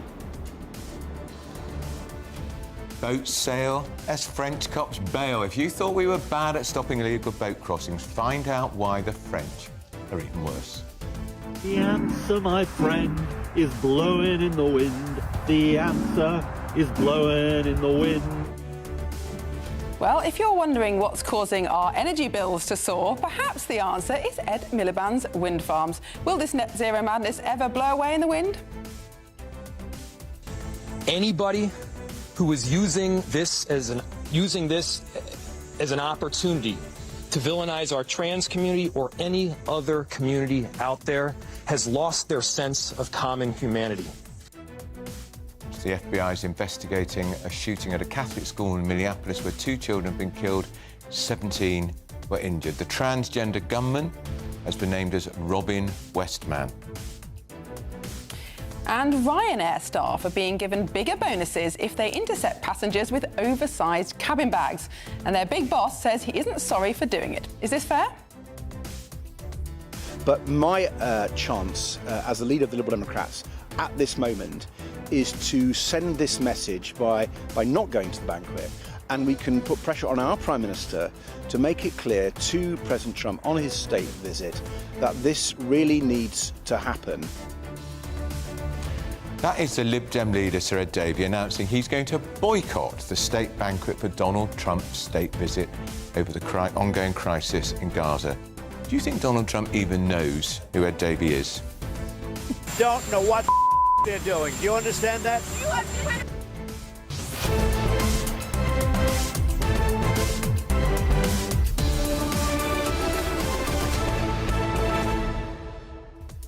I think it's the most juvenile gesture by the leader of the Lib Dems. And I have to tell you, I interviewed him for the Daily Mail about 2 months ago, talking about his severely disabled son. And it was wide range, but we talked about Trump coming, and I said, will some MPs boycott it if he addresses both houses of Parliament? So of course they got around that, didn't they, Miriam, by having him here during recess. But he said he would go to the state banquet because if I'm invited by the King, I was there. So why has he changed his mind? Juvenile. Exactly. Well, he's supposed to be a Democrat, and surely the purpose of democracy is that you respect your political opponents, even if you don't like their political views. And he's representing the United States. Our king is representing England. Of course he should go. Of course he should. I should say the United Kingdom, not England. I'll get him into trouble. It's juvenile. It's just juvenile. He's supposed to be a serious politician with a pretension to be our Prime Minister. As you say, like it or not, just pretend with a peg on your nose. Well, I'd be happy to take his place if Ed Davey doesn't want his invitation. Well, we'd love to know what you think, so please send your views and comments to gbnews.com/yoursay. But first, here's your 60-second news update with Sam Francis.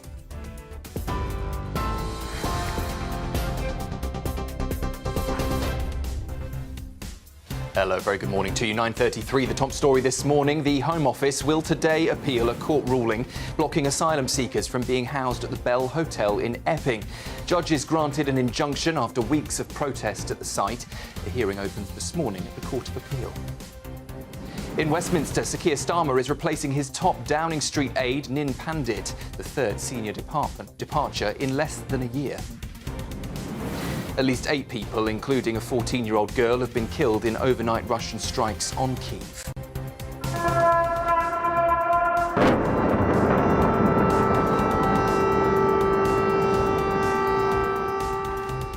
President Zelensky says Russia is choosing ballistics over the negotiating table, with dozens more wounded and rescuers pulling survivors from the rubble.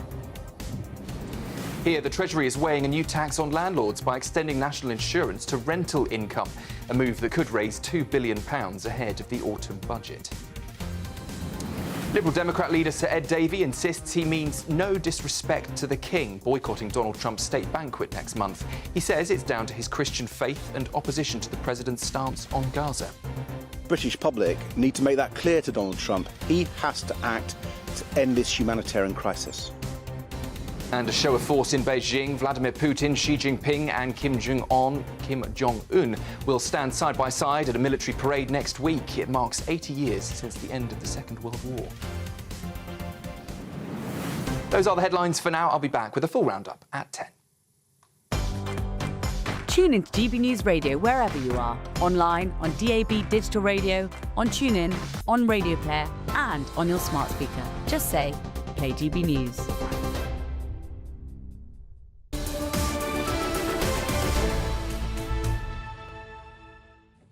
Hello, welcome back. You're watching Britain's Newsroom. We're live across the United Kingdom on GB News with Andrew Pearce and Miriam Cates.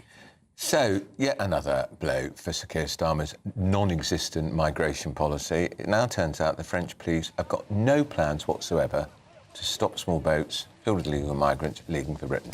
Yes, the French police union has said that its officers had not received any training or heard from government officials on how they should intercept the small boats. I think one of the reasons they cited was that the water was too cold for them. Bless them. And I sympathise. It can be cold in northern France. Well, put on a bit more. But they're only going in the they're meant to be going in the shallow part. Yes. Intercept. So this is this big, much trumpeted deal, isn't it, with the Home Secretary Yvette Cooper? They're going to go in the shallow water and stop the boats, maybe puncture the dinghies.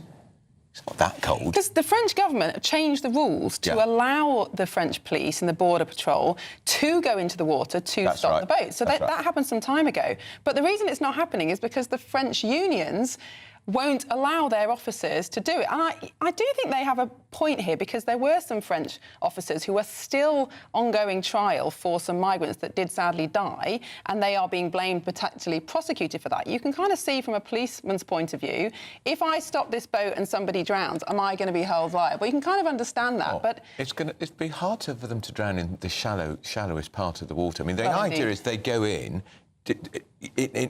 when it's knee height. Almost. Yeah. So the chances of people drowning. But also, we're giving the French government, is it 500 million, 600 million pounds? Just get our money back. It's a joke.